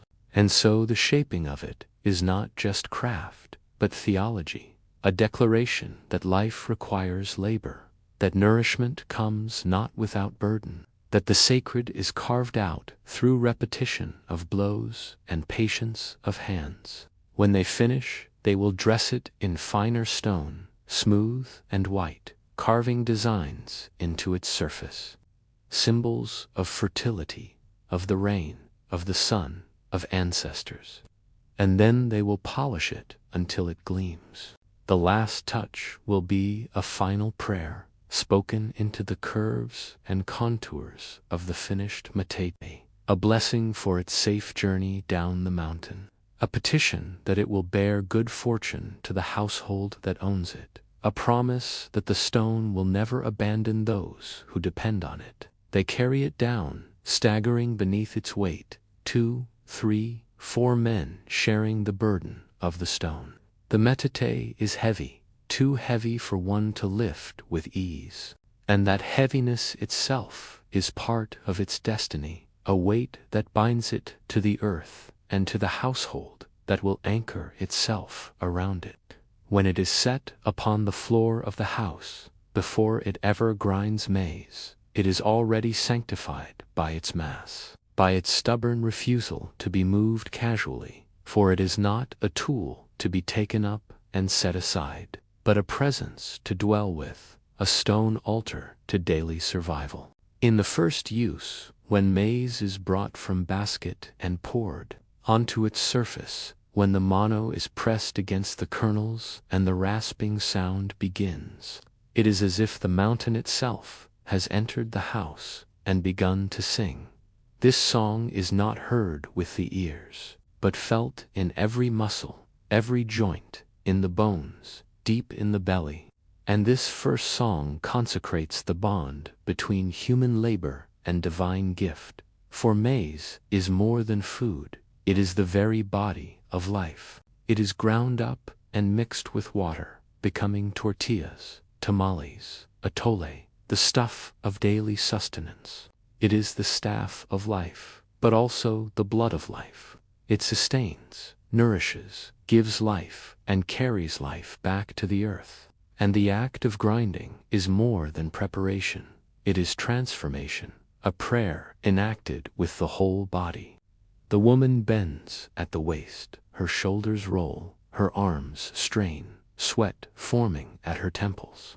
She moves in ways that were taught by necessity and perfected by habit. Her breath is paced with the rhythm of the matate. Her muscles ache in places she didn't know existed until she bent to this labor. Her spine aligns with the axis of the stone, her body tracing the line of the mountain.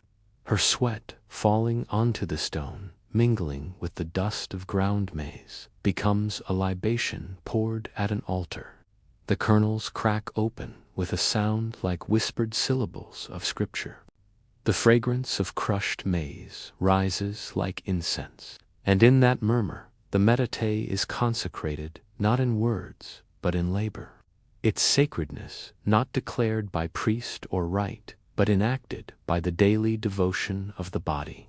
From this moment onward, the matate ceases to be merely stone, for it has entered the cycle of survival, become axis and witness, altar and drum, holding within its grooves not only maize, but memory, not only nourishment, but the echo of prayer.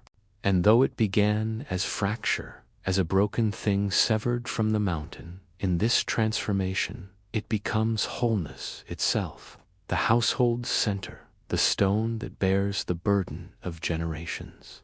Before the sun has yet burned the mist from the fields, before the rooster's crow has split the stillness, there is a sound that wakes, a sound subtle yet insistent, the sound of stone on stone.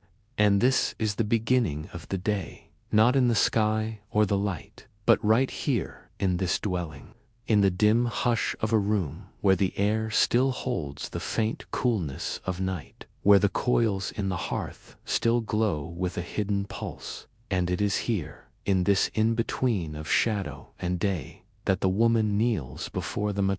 This is a story about beginnings, not of a journey or a king or a war, but of a moment, a domestic moment, the moment of a day's preparation, the moment when the ingredients of existence are brought together, the moment before a meal becomes a hunger. The moment before nourishment becomes sustenance, the moment before life is renewed. It is a familiar scene. This woman, this matete, this maze, they are a trio bound by custom, by necessity, by life. And yet, within the familiarity, there are depths, layers of meaning, and moments of grace that transform this everyday act into a ritual of endurance, a testament to life, a celebration of the ordinary. She moves with a familiarity born of habit and respect, her hands resting upon the mano with the tenderness of one who has repeated this gesture every morning of her life. And in that touch, calloused and sure, she enters a rhythm older than herself, a rhythm passed down like breath, like blood. And when she begins to push the mano forward, grinding the maze against the stone's curve, the rasping sound emerges, rough at first, then steady. It is neither music nor silence, but something in between, a low, rhythmic scraping that fills the room like the beating of a hidden drum, steady as a heart, tireless as a tide. It is not an idle sound, this rasping. It is a purposeful sound, the sound of transformation. Each push, each turn of the mano is a miniature alchemy, kernels crushed into meal, hard bodies yielding into powder, sustenance released through friction. Her world is small, defined by the walls of her home, by the reach of her arms, by the arc of the grinding stone. Yet, in this smallness, there is vastness. For what happens here, at this matete, is more than just grinding maize.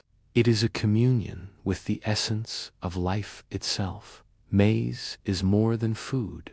It is the very substance from which the people are made. In its grinding, the woman is not only transforming grain, she is transforming life force, the essence of the people. When she works, the sound seems to measure time itself, each stroke marking a heartbeat, each repetition a prayer. She does not need words, for the rasping is its own liturgy, a continual chant carved into the air, a hymn to the gods of the harvest, a thanksgiving to the earth for its bounty, a communion with the ancestors whose spirits linger in the grain.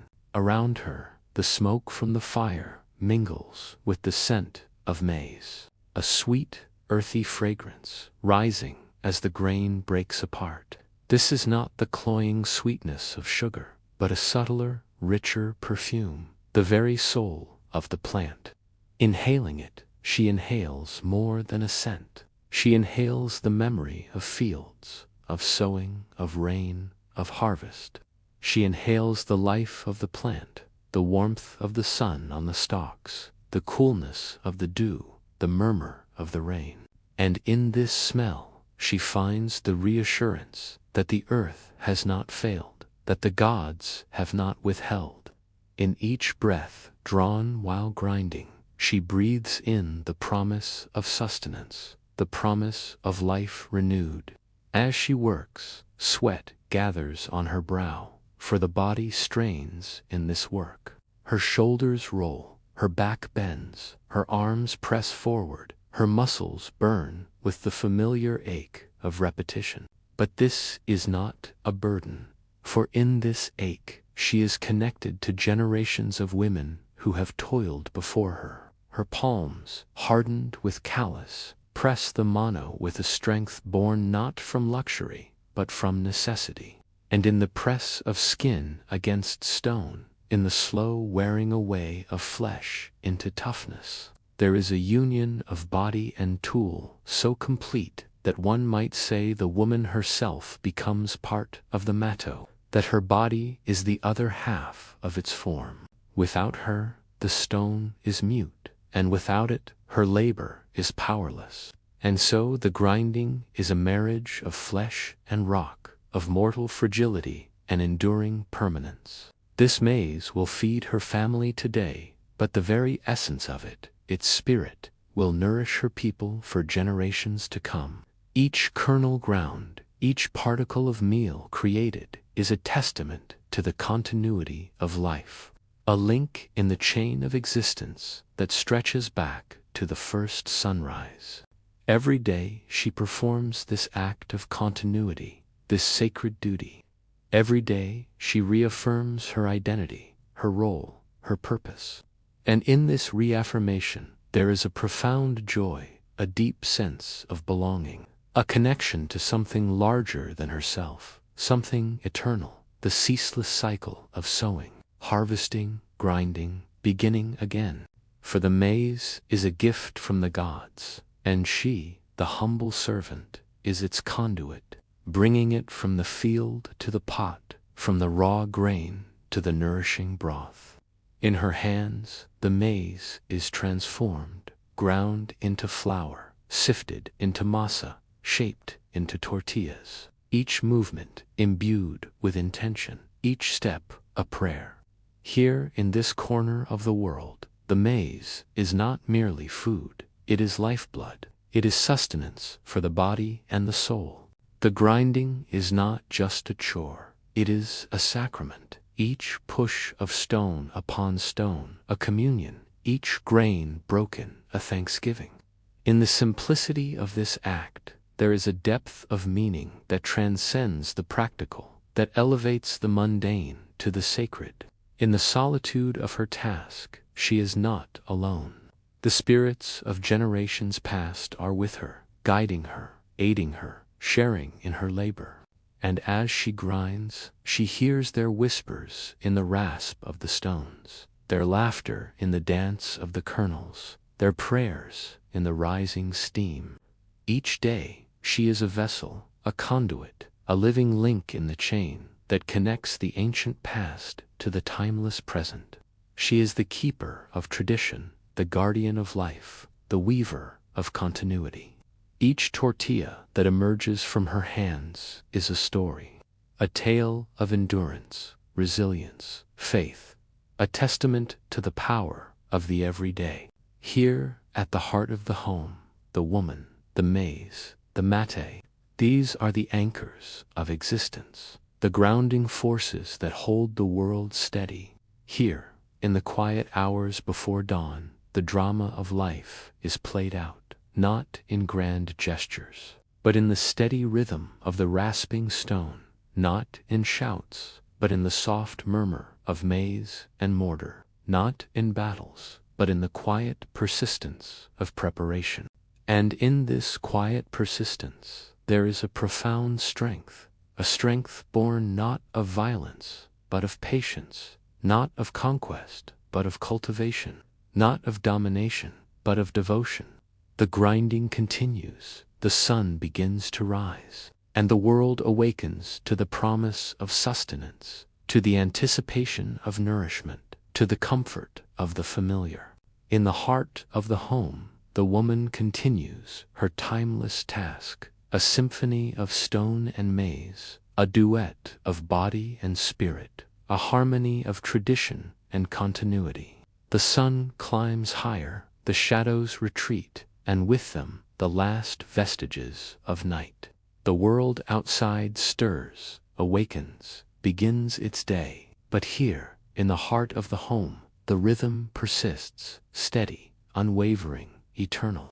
Once upon a time, in a village nestled amidst emerald valleys and sapphire rivers, there lived a boy named Pablo. Now Pablo was not your typical young lad.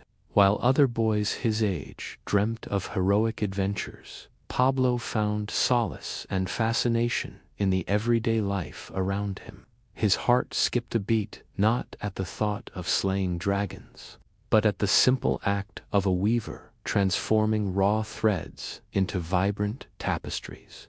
He marveled at how a cook could turn humble ingredients into delectable feasts, and how a carpenter could breathe life into lifeless wood.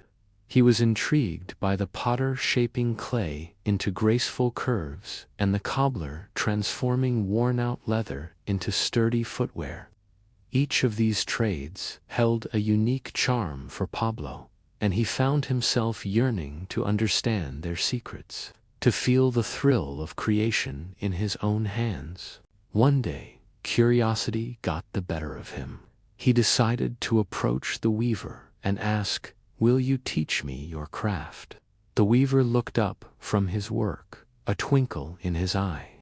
"My boy," he said, "it takes years to master the art of weaving. Are you sure you're ready for such a commitment?" Pablo, undeterred, replied, "I am willing to learn. Please guide me." Touched by the boy's earnestness, the weaver agreed, and so began Pablo's journey into the world of trades. He spent days with the weaver, learning the intricate patterns and techniques of his craft. Next, he went to the cook, expressing his desire to learn the secrets of transforming simple food into culinary delights. The cook, impressed by Pablo's dedication, took him under his wing, sharing his knowledge and experience. Pablo continued his apprenticeship, moving from one trade to another, soaking up the wisdom of each artisan. He learned the cobbler's techniques, the potter's touch, the carpenter's joinery, and the tailor's precision. As months turned into years, Pablo became adept at all these trades. He could weave intricate designs, cook nourishing meals, mend broken shoes, craft beautiful pottery, and build sturdy furniture. Yet something was missing. A part of him felt unfulfilled, and he couldn't quite put his finger on it. Then, one evening, while strolling through the village, he heard the rhythmic sound of grinding corn. Curiosity led him to a corner of the village where he saw a group of women engaged in this daily task. Their movements were rhythmic and graceful, and the sound of the grinding corn filled the air with a comforting melody. Intrigued, Pablo approached them and asked, "Could you teach me this?" The women exchanged glances, a knowing smile playing on their lips. "This is not a mere task, child. It is an art form," one of them said. "It requires patience, precision, and a deep connection to the earth." Pablo, eager to learn, replied, "I am willing to put in the effort. Please guide me." Seeing the sincerity in his eyes, the women agreed to teach him. Under their guidance, Pablo learned the secrets of the metate, the traditional Mesoamerican grinding stone. He discovered how to choose the right corn, how to soak it, how to grind it, and how to make tortillas that were not just food, but a symbol of community, tradition, and life itself. As he immersed himself in this ancient practice, he realized that the making of tortillas was more than just a task. It was a ritual that connected him to the land, to the women who had passed down this knowledge through generations, and to the very essence of his cultural heritage. Each tortilla he made was a testament to this connection, a tangible representation of his roots. He learned that the quality of the tortillas depended not only on the corn, but also on the water used to soak it, the technique employed, and even the mood of the one making them. On days when his hands were steady and his heart was light, he made tortillas that were soft and resilient. But when his emotions were troubled or his thoughts heavy, the tortillas would often crack and break, reminding him of the importance of inner peace and balance. He also learned about the different types of corn, the heirloom varieties, with their unique flavors and textures, and how to prepare them according to their characteristics. He experimented with different grinding techniques, discovering the nuances in the taste and texture of the tortillas, depending on how much water was used or how finely the corn was ground. And as he worked, the women shared stories, tales of their ancestors, and the ancient traditions they had kept alive. They spoke of the gods who had taught them the secrets of agriculture and the sacredness of the corn, and how the metate was more than just a tool. It was a connection to their cultural heritage. Pablo listened intently, absorbing not just the stories, but the values, beliefs, and wisdom embedded within them. With each passing day, Pablo grew closer to the women, learning not just the techniques of tortilla making, but the deeper cultural and spiritual significance it held. He understood that in this act of grinding corn, these women were honoring their ancestors, preserving their traditions, and sustaining their communities. And as he kneaded the dough and felt the texture of the masa, he realized that this was what had been missing. This sense of continuity, of being part of a larger whole, of contributing to the sustenance and well-being of his people through this simple, profound act. In the rhythmic grinding of the matate, Pablo found his purpose, his passion, and a profound sense of belonging. He no longer saw his diverse learning as a scattered collection of skills, but as a tapestry, each thread representing a different aspect of his cultural heritage, all woven together in the grand design of his identity. And so he continued his life in the village, embracing the rhythm of the matati, not just as a skilled artisan, but as a keeper of traditions, a bridge between generations, and a vital part of his community. For Pablo realized that true mastery lay not in specializing in one trade, but in recognizing the interconnectedness of all the skills he had learned, and how they contributed to the richness and resilience of his culture. Many years later, Pablo was no longer a wide-eyed apprentice, but a respected member of the community.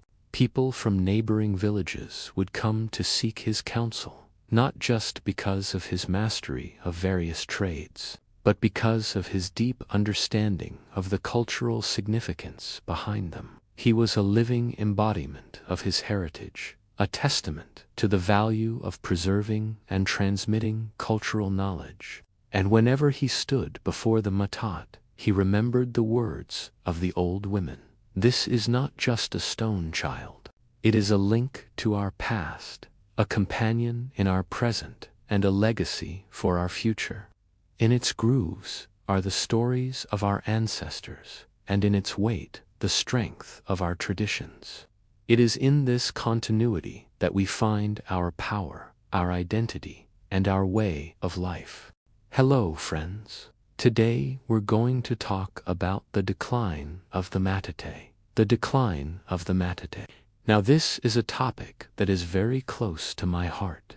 You know, I grew up surrounded by these stones. I have memories of them from childhood, and so I want to share with you a bit about the decline of the matate. What happens when it's no longer useful?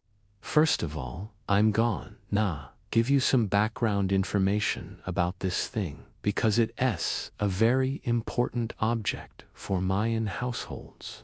So the matate, once the steady axis of the household, once the unyielding surface against which maize surrendered its body and became nourishment, does not endure unchanged. For though stone speaks in the language of durability and silence, it too has a life cycle that echoes the lives of those who bend over it, and just as the bodies of women carry the weight of time, marked by callus, wrinkle, and the stoop of years, so too does the stone remember and reveal the passage of uncountable mornings, afternoons, and dusks. The grooves cut deeper, the edges thinned from decades of hands pressing and lifting the mano in that slow, rasping music that is both work and worship. Yet what appears first as mere wear is in fact a scripture written by touch,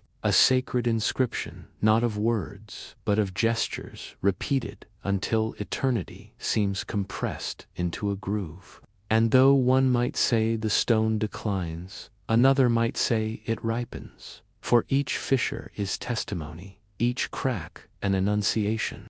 And when finally the matate can no longer hold the kernel steady, when its hollow is too deep or fractured, when its body yields to age, It is not discarded with contempt, but released with reverence. Because, in Maya thought, and in the quiet continuity of rural families across centuries, the stone is never mere tool but relative, companion, witness to birth and death, to hunger and satiation, to silence and song. Thus, its retirement is less an act of disposal than of liturgy, a small domestic ritual of placing it carefully in a courtyard corner, or leaning it against the wall of the house, or sometimes laying it down in the field, as if the earth itself, which once yielded the boulder from which it was hewn, now opens its arms to take back this weary elder. And in this gesture is encoded a theology of time and cycle, of use and release, of transformation rather than termination. For nothing in this cosmos truly ends. Everything circles back. Everything is enfolded into larger rhythms.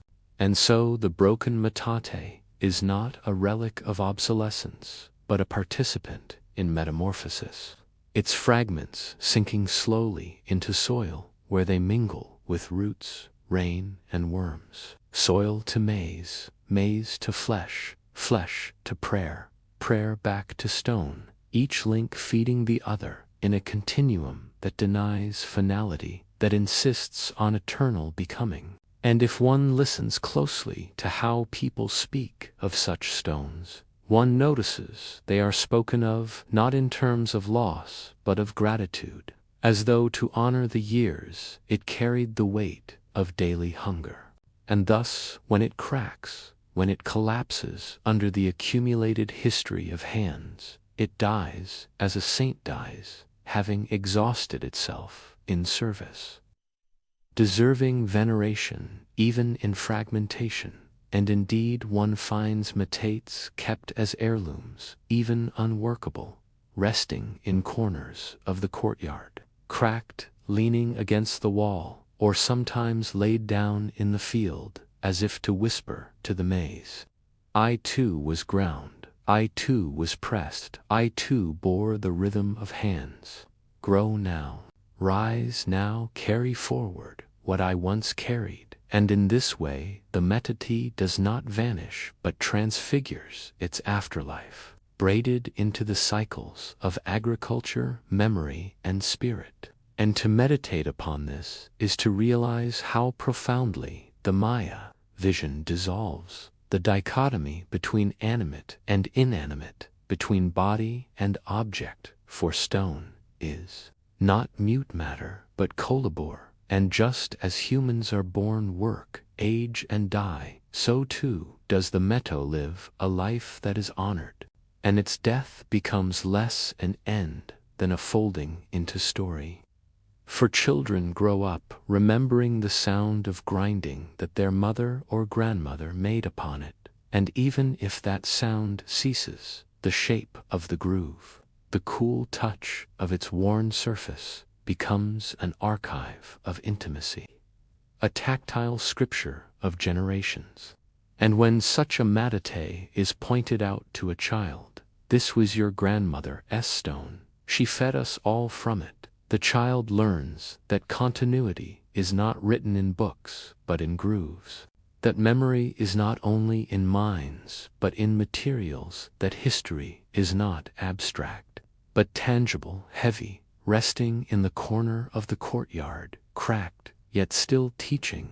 And perhaps this is why old stones are not cast aside into oblivion, because they carry too much of the household's soul, too much of the ancestral presence, to be treated as refuse, and so they are granted afterlives, as garden markers, as silent guardians near doorways, as stones upon which children sit to eat tamales, as weights to hold down roofs or grind smaller herbs, or sometimes fragments are tucked discreetly into walls, so that the house itself carries within its body the memory of the meals that sustained it. In this sense, decline is but another mode of service, death but another way of feeding, afterlife but another rhythm in the great drum of existence. For when the stone breaks, one is invited to recall that nothing truly resists time, that even mountains, weather, that even the hardest surfaces are softened by persistence. And yet in that softening lies not despair, but hope. And to see a cracked metate is to glimpse in miniature the great law of the cosmos. To serve until breaking, to break into becoming, to become soil, and from soil to rise again. And in both cases, what seems worn is in fact luminous with the dignity of survival, with the holiness of having borne hunger and turned it into sustenance, day after day, year after year, until finally the body, whether flesh or stone, releases its burden and returns to the embrace of the earth. So that even in its silence, even in its fragmentation, it still speaks, reminding those who touch it, who step over it, who plant near it, that nothing is wasted, nothing is lost. Everything is gathered into the endless cycle where stone returns to earth, earth returns to maize, maize returns to people, and people, in their prayers and labors, return again to the stone.